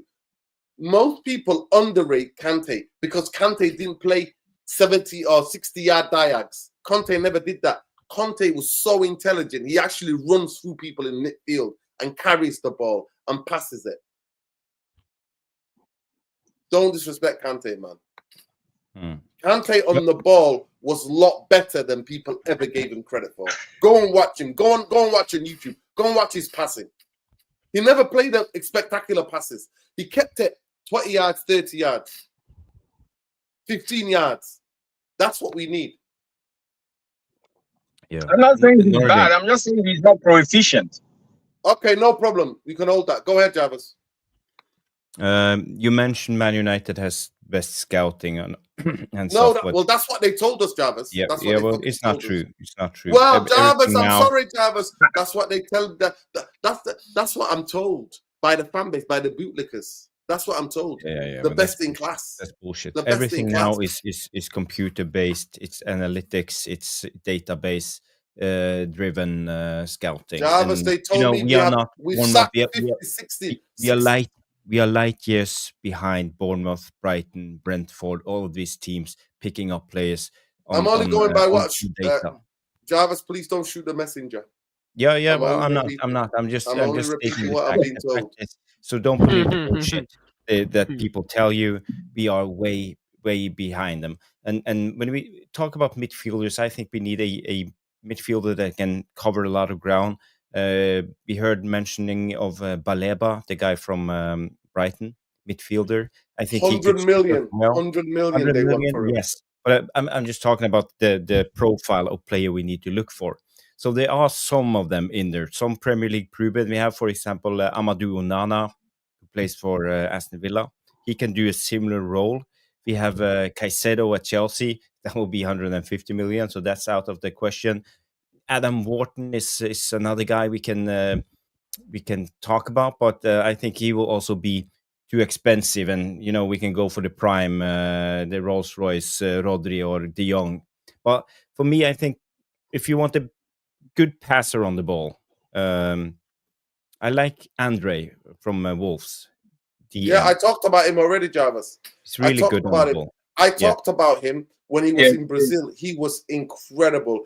Then he had a cruciate ligament injury, and that set him right back. But this season, the way he wins the ball and the way he passes the ball forward, and he's scanning, Jarvis, his scanning ability is brilliant. Brilliant. I also like Gomez, by the way. I like Gomez as well. Gomez, but Andre is the one for me he's a better, in that midfield better ball player. On the ball. Yeah, he's a better ball player. And also we have... Don't forget your boy from Norway as well. Yes, Jarvis, I was going to mention the Sander Berge or Sander Berge. So Sander Berge, I think we should go for him. We should call Fulham and say, okay, we give you 45 million. Sander Berge is ours, and be done with it. Because I think he will be the missing link. He will be the link from defense carrying it into the midfield, and then giving it to the new number 10s we have, like Mbuemo and Konya, so they can carry the ball forward. So it's the only way. I think we just need to sign him. I don't know any other midfielder that can do the job as Sander Berge do. But the Andre is one, but I don't have any other names. And yeah, one guy we've been linked to, Johnny Cardoso, the guy from Betis. I think he's in that same bracket of Baleba, Onana. He can stride. He have long legs. He can cover a lot of ground, and he's good on the ball. I don't know if you heard about Johnny Cardoso. We were linked. I actually the player who I like is all action, and I really like it's Palacios by the Leverkusen. Yeah. And by the way, Freedom Journey, Sander Berge played tonight. Norway won 3-0 against Italy in the World Cup qualifier, and it was a brilliant game from Sander. I think he's one of the best midfielders. Wow, did any of you watch the game last night? What a game. Spain versus France. Lamine Yamal. The Lamine Yamal, man, he is honestly, he's like some prophet. He tells them, he said, because it was between him and Dembele to win the Ballon d'Or. He said it should be on this. Whoever wins this game should win the Ballon d'Or. It's incredible what he was doing last night, by the way. Big up Lamine Yamal. I have a problem with that kid, Why? I have a problem with that kid. He's constantly disrespecting his brothers. No, he is. But you know what? At the end of the day, he can back it up. It's football, man. To me, the biggest thing in football is if you're going to talk, you've got to be able to do it. And the thing about it, he does it. Every time he opens his mouth, he does it. As long as you can back it up, talk your shit. Talk your shit. Talk. Yeah, and Jarvis just put in, big up Jarvis. Jarvis just put in Paulinho. There is a report there tonight. It's on X. Apparently, Paulinho is available from Bayern Munich. Apparently, it's ranging between 30 to 40 million. So, Paulinho. Yeah. No, he's not good enough on the ball. He's not good enough on the ball. He's not good enough on the ball. No, he's not good enough on the ball. But we can go for Hjulman. Morten Hjulman. He covers the ground. He covers the ground. Yeah. He covers the ground. He did well at Fulham. Listen, Okay. I'm not going to lie to you. Listen, Amarin can play whatever he wants, but I'm not going to lie to you. In the Premier League, you need to play 3 in midfield if you want to compete. Yeah. I'm just putting it out there. Yeah. Thanks. I'm putting it out there. Noradin, you got to understand, we have 3 I wanna- centre backs. One of the centre backs needs to step up into midfield and support the midfielders. And that's why I'm saying to you, go and get a centre back. Get a centre back and play that. That's what I'm saying to you.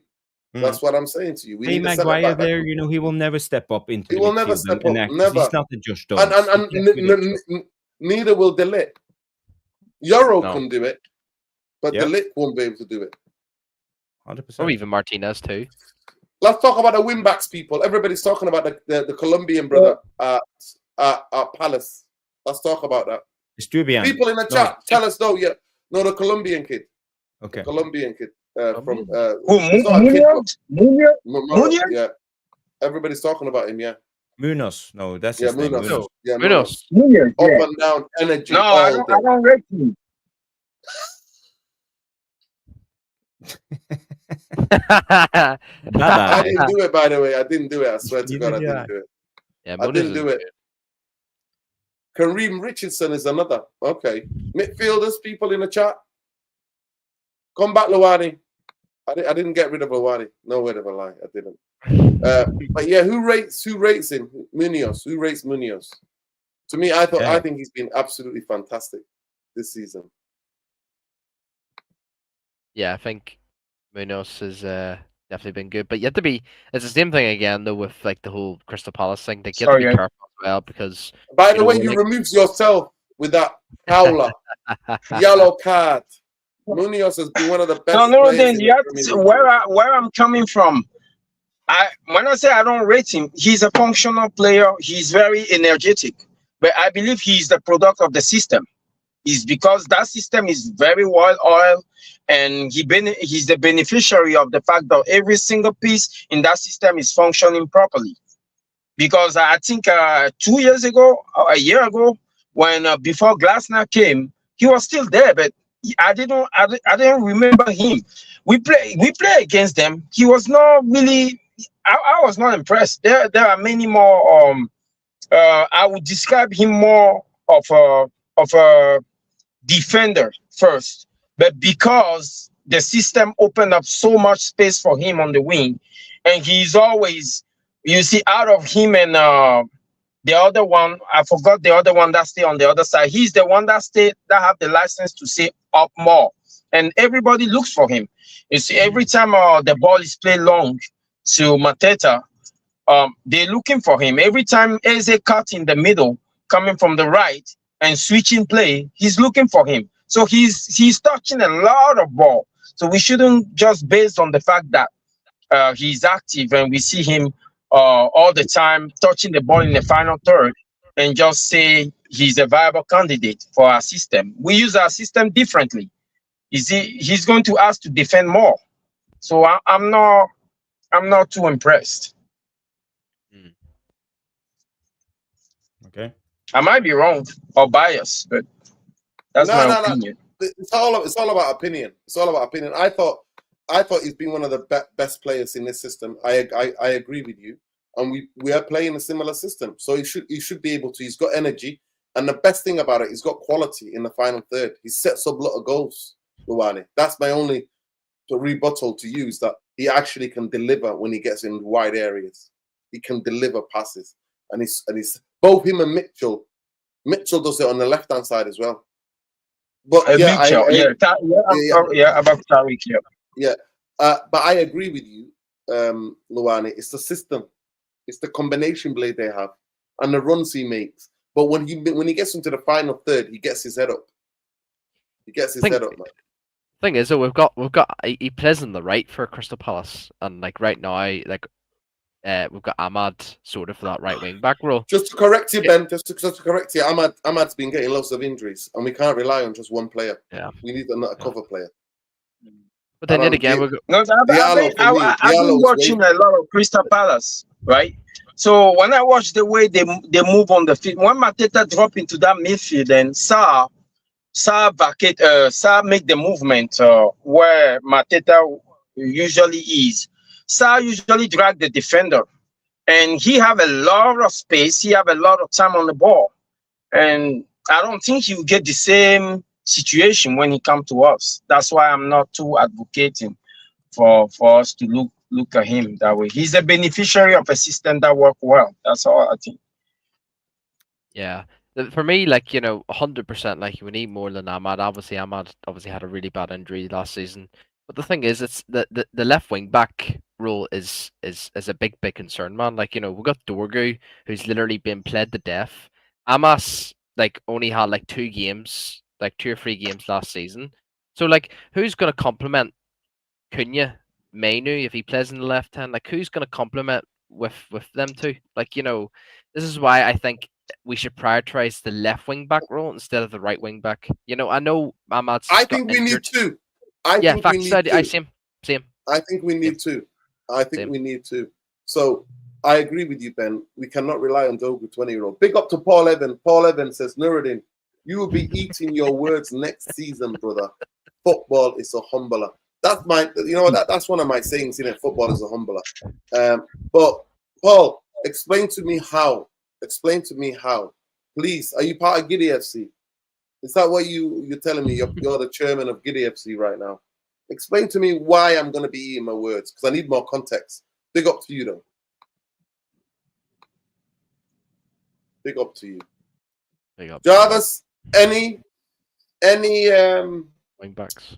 any win backs? Who's playing? I got Theo Hernandez. Apparently, he's available about 30 million. Hell no. But first of all, what is actually a wing back? Is he a winger or is he a fullback? For me, I want a or- winger. Jarvis, Yeah. to me, I think in this system, I am sick. I'm gonna not scream or shout. I'm gonna speak down. Let me breathe, so I don't go crazy. Come on. I'm fucking Namaste. sick of playing 5 at the fucking back. I can't tell you how much I'm sick of it.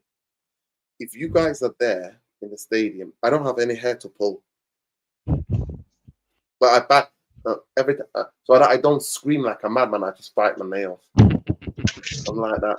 When I see Manchester United pressed back with 5, and we still concede goals. So I've said it, and I've said it again before. In Portugal, at the best function of Amorim's system was that when he had wingers as wing backs. Because I explain yet again and again, is that that's where the fucking space is in this system, Jarvis. The space is there. Mitchell for Palace finds all the space.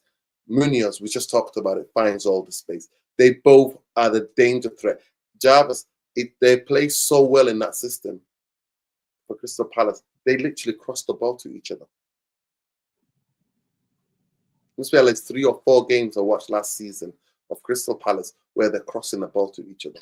That's how far up, high and wide they are, Jarvis. That's how high up they are. Sometimes they're the 2 of the furthest players on the pitch. They're the outlet for the team to get out. They give the people outlet. So for me, I will take it to the fucking grave with me.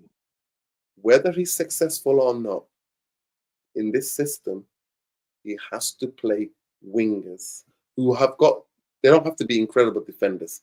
They just need to be able to get back in shape. But when they have the ball, they have to be the danger. Because once you begin the width, there's the space, especially in a system like this, where you play with 2 inside number 10s. When you stretch teams out wide, the defenders and midfielders have to go. And if they can isolate a defender and they've got dribbling ability, then they're going to be more in danger. So then the 2 number 10s, inside number 10s, are going to find more room. And your striker's going to get more room.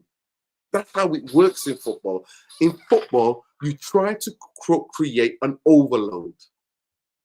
For you to be able to create the overload, you have to have players who can eliminate defenders or defensive players out of the way. And that's where the gaps will appear. So for me, Amorim, whether he succeeds or not, is going to be down to if we're playing 5 at the back. Mm. And I promise you, mark my fucking words. If I go next season, we're playing 5 at the back, I'm going to stop going. I'll mute for now. Yeah, you make a good point, and I agree. I think we should use wingers with defensive attributes as our wingbacks, not fullbacks with attacking attributes. For me, I agree 100%, and I think that's the way to go forward. The problem has been so far we have centre backs and central midfielders when we are trying to play out from the back. We have 3 centre backs, we have a goalkeeper extra, and we have 2 central midfielders. So we are overloading the press play centrally because centrally the opposition team always just press with 3 people, and we have 5, maybe 6 with the goalkeepers. But we have a tendency to think that football is a hot potato every time they receive the ball. When Lindelof received the ball, when Maguire received the ball, when Onana received the ball, it's hot, hot, hot, hot, hot. Get it out of here. That's how they work. So it's very, very hard for us to have wingers who can sit high and wide and be the outlet. Again, a good point for you, as you said, we need more center backs. So, it's so many pieces into this jigsaw to make everything work. And we need better center backs, we need better central midfielders, we need better wingers or wing backs, and now we have the number 10s. So, if we are going to build gradually, is it a wise move to start with wingers in the wingback position next season, or should we just stay with Dallo and Mazraoui? Maybe we can utilize Onana's Ahmad sometimes when we play against weaker opposition. Should we put our money in that aspect, or should we wait and fix the core first? That's my thought at the moment. But in time, yes, I agree. We need wingers in the wingback position who can attack, who can dribble, who can take on their man, who can keep the width, who are composed on the ball, who can cross whenever they need it. But not next season. I think it's too soon in this system. I don't know. What do you guys think? Jarvis, Go ahead, I think you. Go ahead, Let's Lesso. Let's hear it from Lesso, and then we can go to Ben and Luani. Go ahead, Lesso. I think we need to get that now. He's sacked. To be honest, I don't see where our level of creativity is going to come from, because teams are just going to better us in the midfield again. And we are not going to have any outlets on the wide sides to cause any trouble, but per se, or even use the space that these teams are going to give us anyways. Like they have been giving us even past season. So honestly, to get 2 of them, yes, I'd agree that I don't think we're gonna do it in this summer, but to at least get 1 to solve one side of the coin, I think that's a much needed thing, because in this system of formation, you're reliant on your wingbacks. To be honest, if they do not, obviously bomb forward or even defend properly, you're pretty much done. Teams know how to plan ahead. All they do, they know they just gonna ignore the white spaces, because they know you're not going to do anything with that.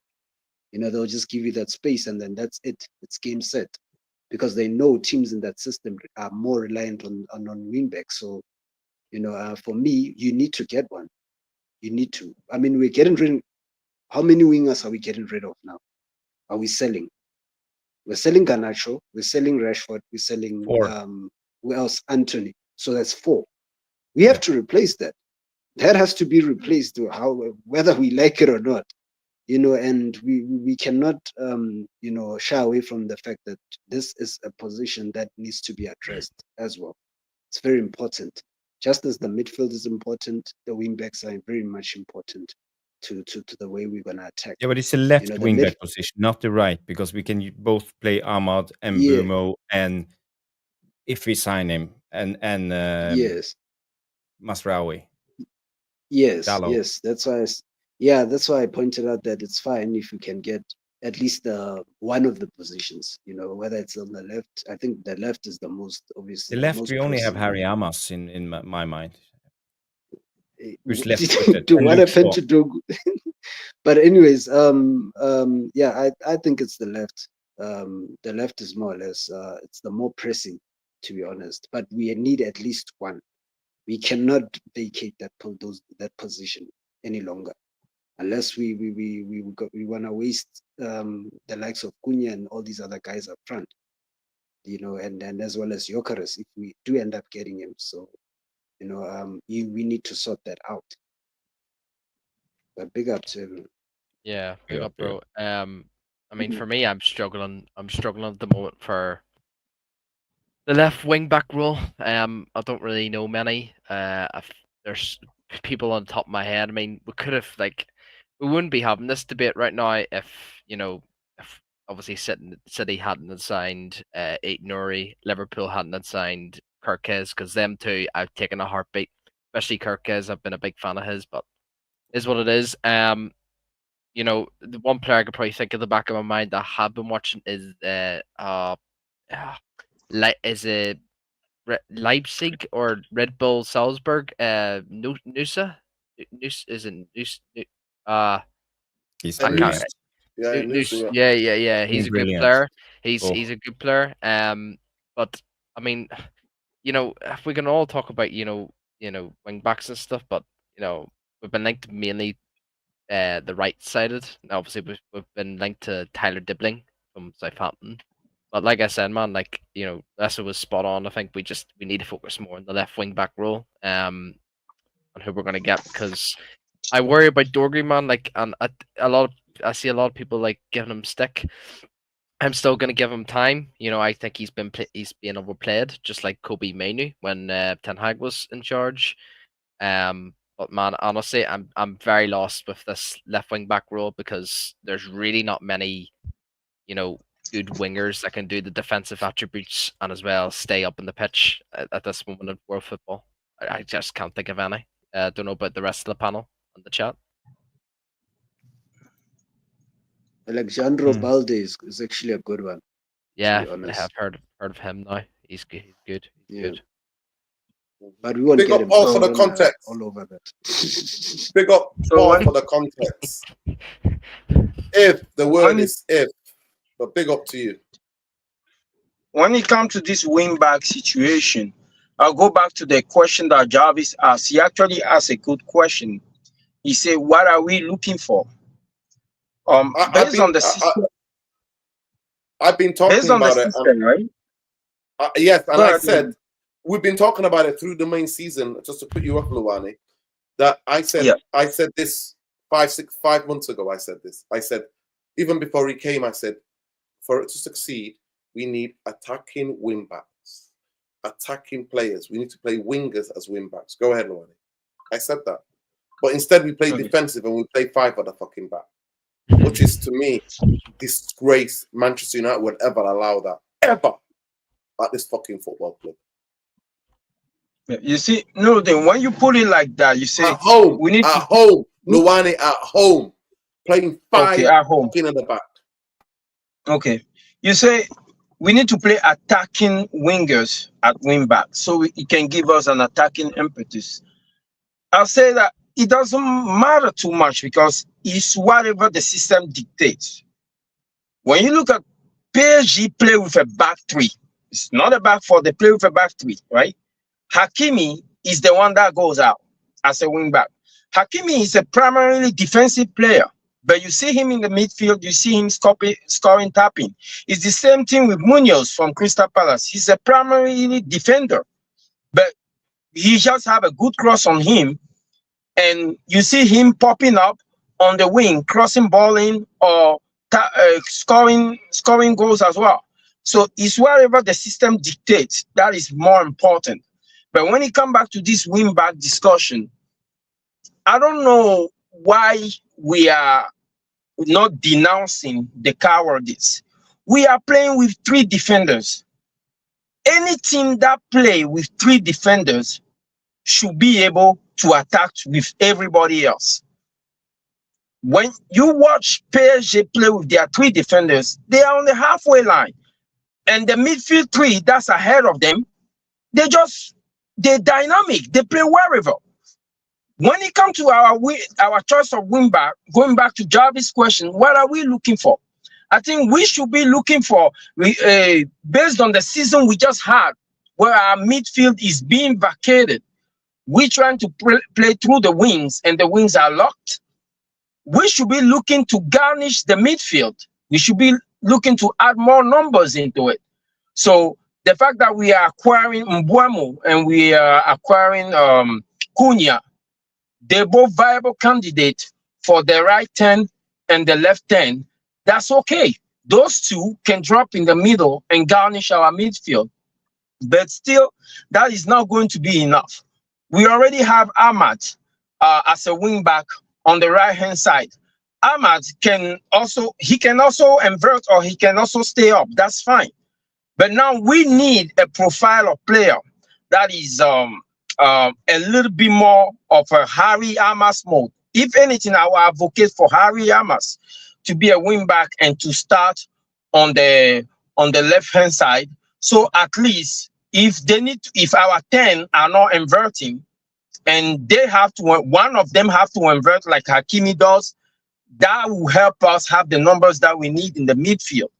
If we go into next season thinking that we need specific wing backs that are going to be hugging the wings, that are going to be taking their players on the outside or just on the inside, cutting it and shooting, it will not be too different from what we had the previous season. The only difference is that Garnacho didn't have a cross on him, but that's what he was doing all the time. He was essentially a 10 that is playing as a wing back that is very high. And Ahmad was able to give us a little bit of both. But now that we have two players in Mbeumo and Cunha that can drop in the midfield, I think we should just add a little bit more ball playing wing back, not necessarily the one that can only go on the outside and cross the ball in, but the one that can also play in the middle of the park to make us a little bit more dynamic and less predictable. We already have 3 defenders defending. Why don't we just let them defend? Yeah. Yeah.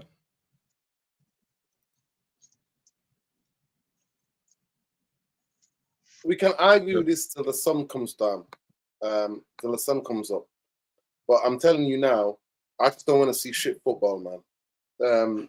When Eric Ten Hag left, and everybody was asking what type of a coach that we want, I said, I know Manchester United are not going to challenge for a Premier League title or a Champions League anytime soon.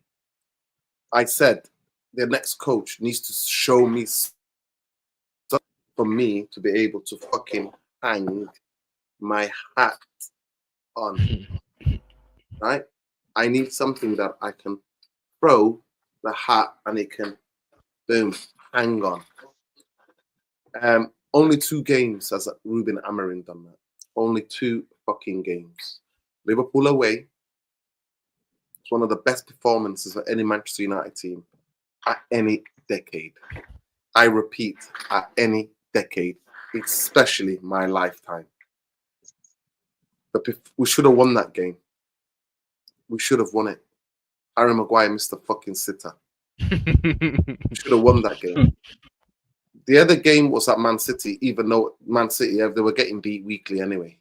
But it was still a derby game. It still meant a lot to them. And we were the better team and we beat them, rightfully so. So the only 2 games I'm hanging my hat on, I repeat, is total 2 games. Now, if I would say to you, is 2 games enough for me to be able to hang my hat on a coach? No, it's not.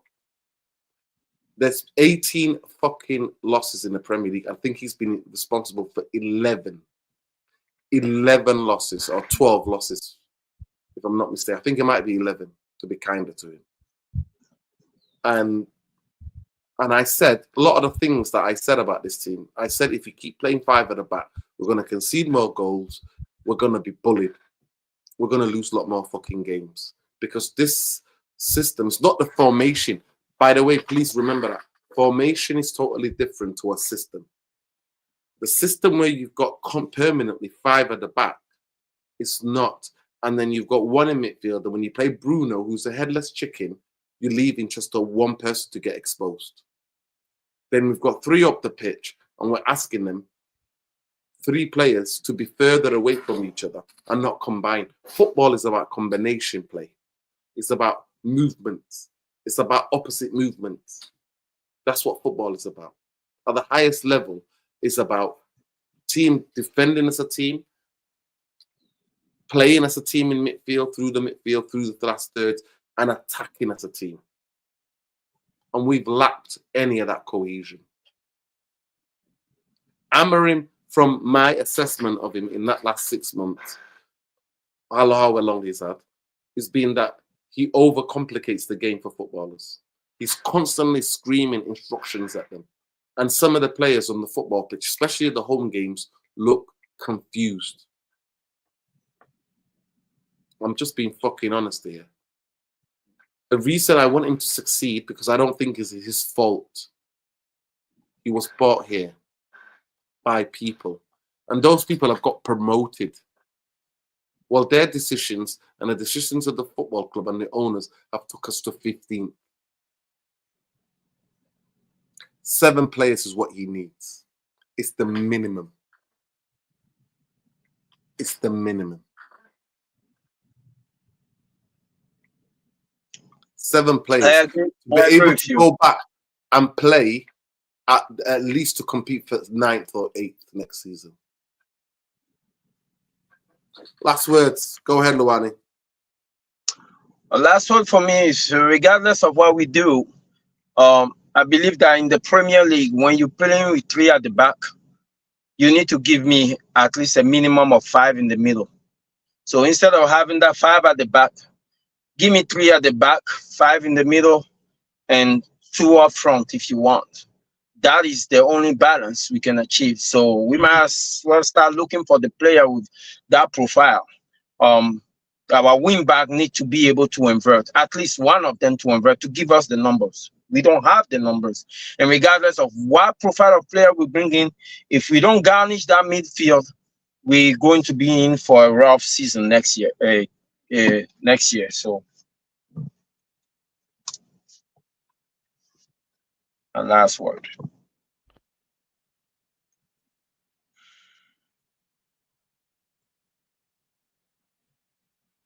That was my last Go word. ahead, Lexo. Go ahead, Lexo. Yeah, well, yeah, it has to be 7 players. Big up Mateo, by the way. Big up. And yeah, it has to be 7 players, guys, more or less. Anything that's less than that, then we're wasting our time in what we're trying to do, especially if it's this is a system that we want to implement going forward, which looks like more likely that it is that we're gonna go with this system going forward. So 7 players per minimum for me, and I don't see us personally getting that, like I said. And yeah, it's just gonna be one of those where we're gonna be stuck in this cycle for a very long time. We will surpass Liverpool in waiting for 30 years to win the Premier League. People don't want to get with that reality, honestly. But the way this club is run, unfortunately, yeah, it's gonna be a merry-go-round for people. People are gonna lose their hairs. Some are gonna lose their ability to to watch a football game. As I have done, I can't even finish a football game at Manchester United.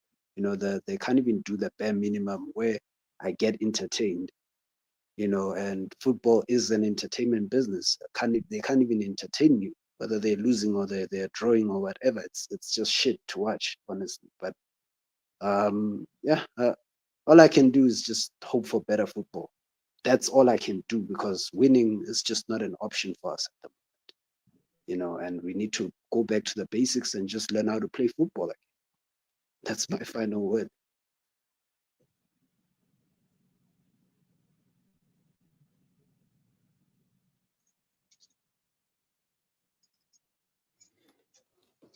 Ben. Go Yes, ahead, Ben. yes, big up And then the panel. Jarvis for the last word of the show. Yes, big up the panel, big up Nerd for having me on. Big up the chat. Make sure you like in the video and make sure you subscribe. Big up to Matteo.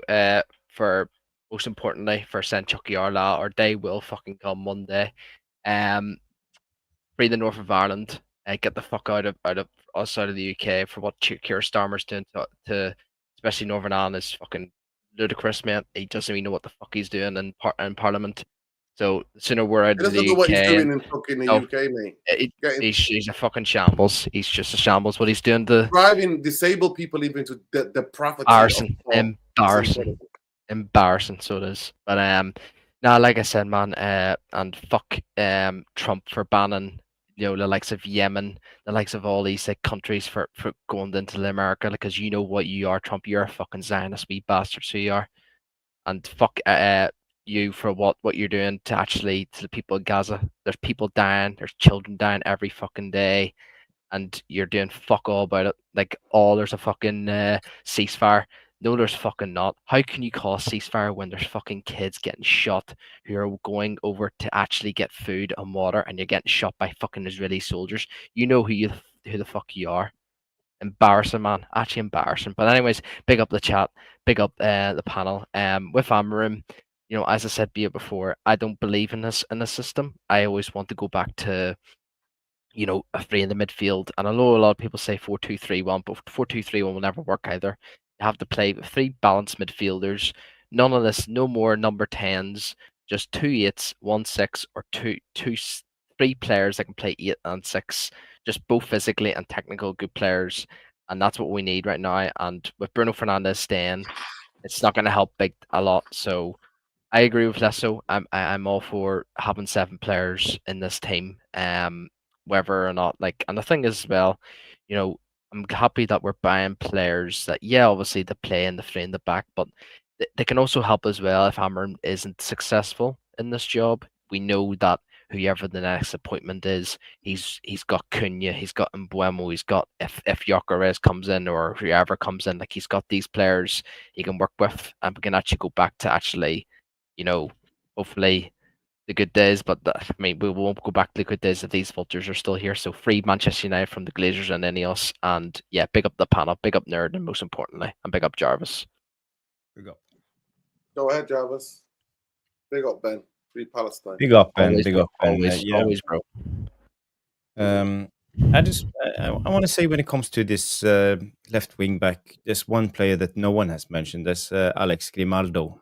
You never remember him, Frimpong, Grimaldo, playing on each side in Leverkusen. And who's the new Leverkusen manager? It's Ten Hag. So Leverkusen just sold the Frimpong to Liverpool, or I don't know if it's official yet, but Grimaldo is still there. He's left-footed wingback, perfect. But the only down is his 29 years of age. So if Ineos just want resale value, so why sign the player who can improve the team? That's how we work nowadays. It's all about the money. But it's been an interesting debate. I think we talked a lot, but for me, the more we talk about it, the more I understand we are in the shit. We are struggling in so many levels, and us signing 2 number 10s in Mbeumo and Cunha, and maybe getting a striker in won't solve our problems. So people beware, don't get giddy, because now we're competing for Champions League, top 4, top 5, blah blah blah. Come on, we all know it's bullshit. We all know it's bullshit because we still have Onana, we still have Dallo, we still have Casemiro, we still have Luke Shaw in this squad. So many holes in this squad, so we just got to keep it real. And I hope that we can sign 7, 8, 9 players. Yes, but I don't think it's realistic. So that's my point of view. I would rather us sign with good players in maybe 3 to 5 positions, and wait and strengthen more afterwards next season, 2 seasons forward, and open up spots for the young guns to have a go. But if we can do it, if we can sign 7 players, that would be great. It's been a good debate, and yeah, I have nothing more to add. It's been a good show, and guys, remember to smash the like, subscribe if you're new. lot of good names came. I saw a lot of good options when it comes to players we should sign. But I don't know everything about European football. But I will check out the names that you mentioned. I saw someone mentioned Valentin Barco, the Argentinian youngsters. Maybe he's a good shout, but I don't know anything about him, so it's no use for me sitting here pretending. So it's been a good show, and I hope you guys will have a good weekend. And in Norway, we have a bank holiday on Monday, so it will be a good weekend for me. What's the bank holiday for, Jarvis? It's like some religion thing. I don't know. Okay. Yeah. It's a cultural thing. Norwegian cultural thing. Yeah. Right, people. Big up to everybody who subscribed to the channel. Big up to everybody who liked the video. I just want to give you the latest of the poll. So let's break down the poll, people. We said how many players do we need to get into the first team? At 17%, four players. At 23%, 5 players. At 6 players, so 21% at 6 players. Won by 39%. Majority of you agree and said 7 players we need. And at this moment in time, I think it's me, Ben, and Lesso. Jarvis rings 5, saying build slowly. 5, 3 to 5. Luwani saying something different as well. So Luwani's agreeing with us. But it's been a pleasure, people. And I need you to keep smashing the like. We're giving you a show, daily therapy through the toughest times in 50 years for Manchester United Football Club. We're keeping it 100% real with you on here. No faking, nothing. We're doing it 100%. Because we try to stay true to the channel, the name of the channel. Now, I just posted, let me just post that again because I've added something to it. There we go. I'm just posting this. Big up to you, Monkokulu. I can't even say Ronaldi. Big up to you. But please, I need to go and subscribe to Bowley77. I'm guessing just under 200 subscribers. 167 away from fully monetization. So yeah, fully monetization, so we can monetize, so the channel can monetize Tactical Devils. It's 2 hours after every game. They do for me the best show on YouTube on a Monday night. It's called Jarvis Corner, which is at 9 o'clock. Check him out, him and Stu breaking it down. So please go and subscribe to that channel. That's the least you can do. The least you can do. If you like the intro to the video, if you like the outro, this is the guy that does it. Bowley77 on X. He's there with his red scarf. Have a fantastic bank holiday weekend, Jarvis. Big up Norway. Great win. Beat it in Italy tonight. Big up to all the teams that won tonight. Big up. Yeah. Free Palestine. Luwani. So you check him out. Luwani, 1979. On X, the trucker, the United trucker. That'll be called neutral. When United start playing good football, United trucker. That will be his name, United trucker. Make sure you check out Elmore39. You check out Ben on X. Make sure you give him a follow. If you like his politics, if you like his human values, if you like his football chat. He's also a gamer. You can see he's wearing a gamer headset. So go on, check him out. Elmore39 on X. Big up to Lesso, our brother, all the way in Southern Africa. He was hanging out with Saeed TV today with a big 6. Lesso Football TV at Black Rain on X. Go and check him out over there. Big up to all of you. Big up. Big up. Jarvis, yesterday, he was talking about the smart accounting with the creation of the holding company. I think that's an irresponsible accounting. That'll be another show. We'll break it down. By the way, majority of teams are doing that. So it's nothing special. They've not done anything special. And Ineos are now rumored to want to buy Manchester United women's team. Big up, Ben. Ben, can you please give us the honour of the Gaelic language? Can you please read that out for us? It's basically, to shorten it all down, just basically fuck Zionism, free Palestine, our day will come, and free the north of Ireland. There you go. I co-signed every of that. Free the Congo, free Sudan, free Lebanon, free Syria, free Palestine. Stop the genocide, end the occupation, and stop the apartheid. Decolonize. Fuck Zionism is a death cult. Fuck that entity that's known as Israel. Fuck them. Fuck them. Fuck the Arab leaders in this world. Fuck all the Muslim leaders in this world. You bunch of fucking cowards. You worthless cowards. You worthless cowards. You watch in 2024 and 25 live streamed 4K the images of some of the most cruelty you have ever witnessed in this world, where people who are starving to death are told to come and get the food and then are picked off by snipers. Fuck this fucking world. Sometimes I want to get off this fucking planet. But yeah, free Palestine.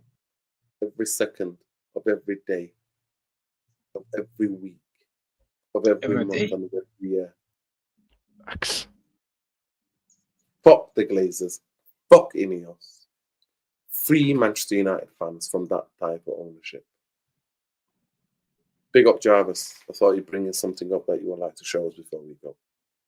Before we end, it's a big night. I'm Norwegian, as you know, but I talked about this guy before. They call him the Norwegian Neymar, and his name was called that when he was 17. He plays at Leipzig now. He's really good. His name is Antonio Nusa. You mentioned him, Ben. Yeah. He scored a brilliant goal tonight against Italy. He parked Nicola Rovella, Bastoni. He's such a great dribbler, and he moves in a fantastic way. So just watch his goal here. Make up the Norway. Receives the ball, flick it with his heel. Oh wow! Turns in, and beautiful. Donnarumma has no chance. So that's a talented player. Jarvis, I heard he's a United fan. Yes. Why can't we just go sign Antonio Nusa? I heard genuinely that he's a United fan. Is he right-footed, Jarvis, or is he left-footed? He's right-footed. He's right-footed. Plays on the left. Yeah. Big up to him. Listen, United, go and get. He's a young player, exciting. He's the type of player that Old Trafford that I would stand up every time he's on the ball. He does not dribble nowhere like Garnachos. He dribbles with the most assuredness and the most technical ability you will see anywhere. The top is sure, composed, deliberate. Viva Garnacho. Ronaldo way. Here we go. Here we go. That's my remix.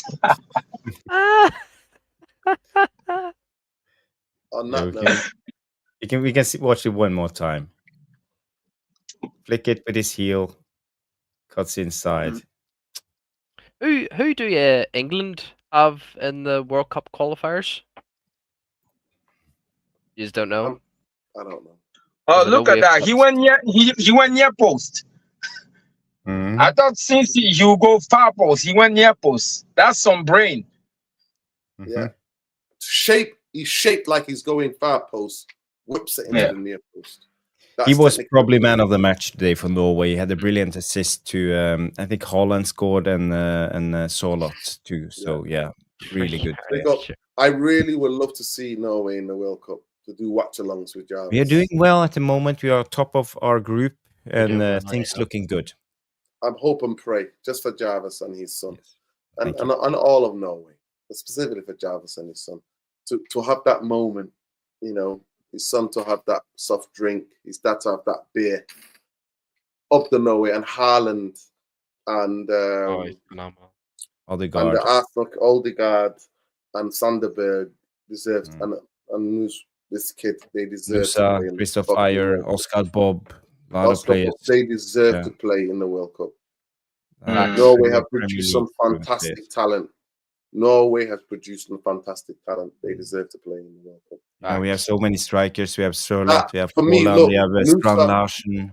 Listen, Nusa, Oscar Bob on one side, Nusa on the other side. Sanderberg, the Arsenal captain, Odegaard. Odegaard, Haaland up front. Fuck off. That's a fucking attack. I mean, when it comes to I would sign that attack. I would sign that attack for United. We Just take like the Man United right away. 100%. yeah. 100%. When it comes to both my both the north and the south of Ireland, we probably mainly the Republic have more of a chance than the north, because Republic I believe have. But we need a united island so we can pick a united. Oh yeah, team. 100%. I mean, Northern Ireland have got Slovakia, Germany, and Luxembourg, so it's still a chance to qualify. But obviously, I prefer the Republic. You know, I've always been a Republic fan, but it's good to see like both. It'd be good to see that both Norway and Ireland, or even Wales or Scotland qualify. Like, you know. Yeah. Yeah, there you go. I think we'll leave you with that comment. Yep. Big up everyone. Chicken 90919. Big up. Take care. Take care, people. Good night. Take care. Good night, guys. Make sure Be safe. you watch Take out. care, everyone. We'll be back on Sunday. We'll be back sometime on Sunday night. But make sure you guys watch the video. I'm gonna be hopeful. I'm gonna time it to maybe 8 o'clock, 7 o'clock tomorrow, or maybe in the daytime at 3. Maybe 7:30 or 7 o'clock. The Munia, the pros and cons of Munia. And when we sign in Burma, we'll do the same. If you sign Gyökeres, we'll do the same. If we sign a midfielder, we'll do the same. If we get rid of fucking Unana, I'll fucking celebrate. I'll have a party. See him.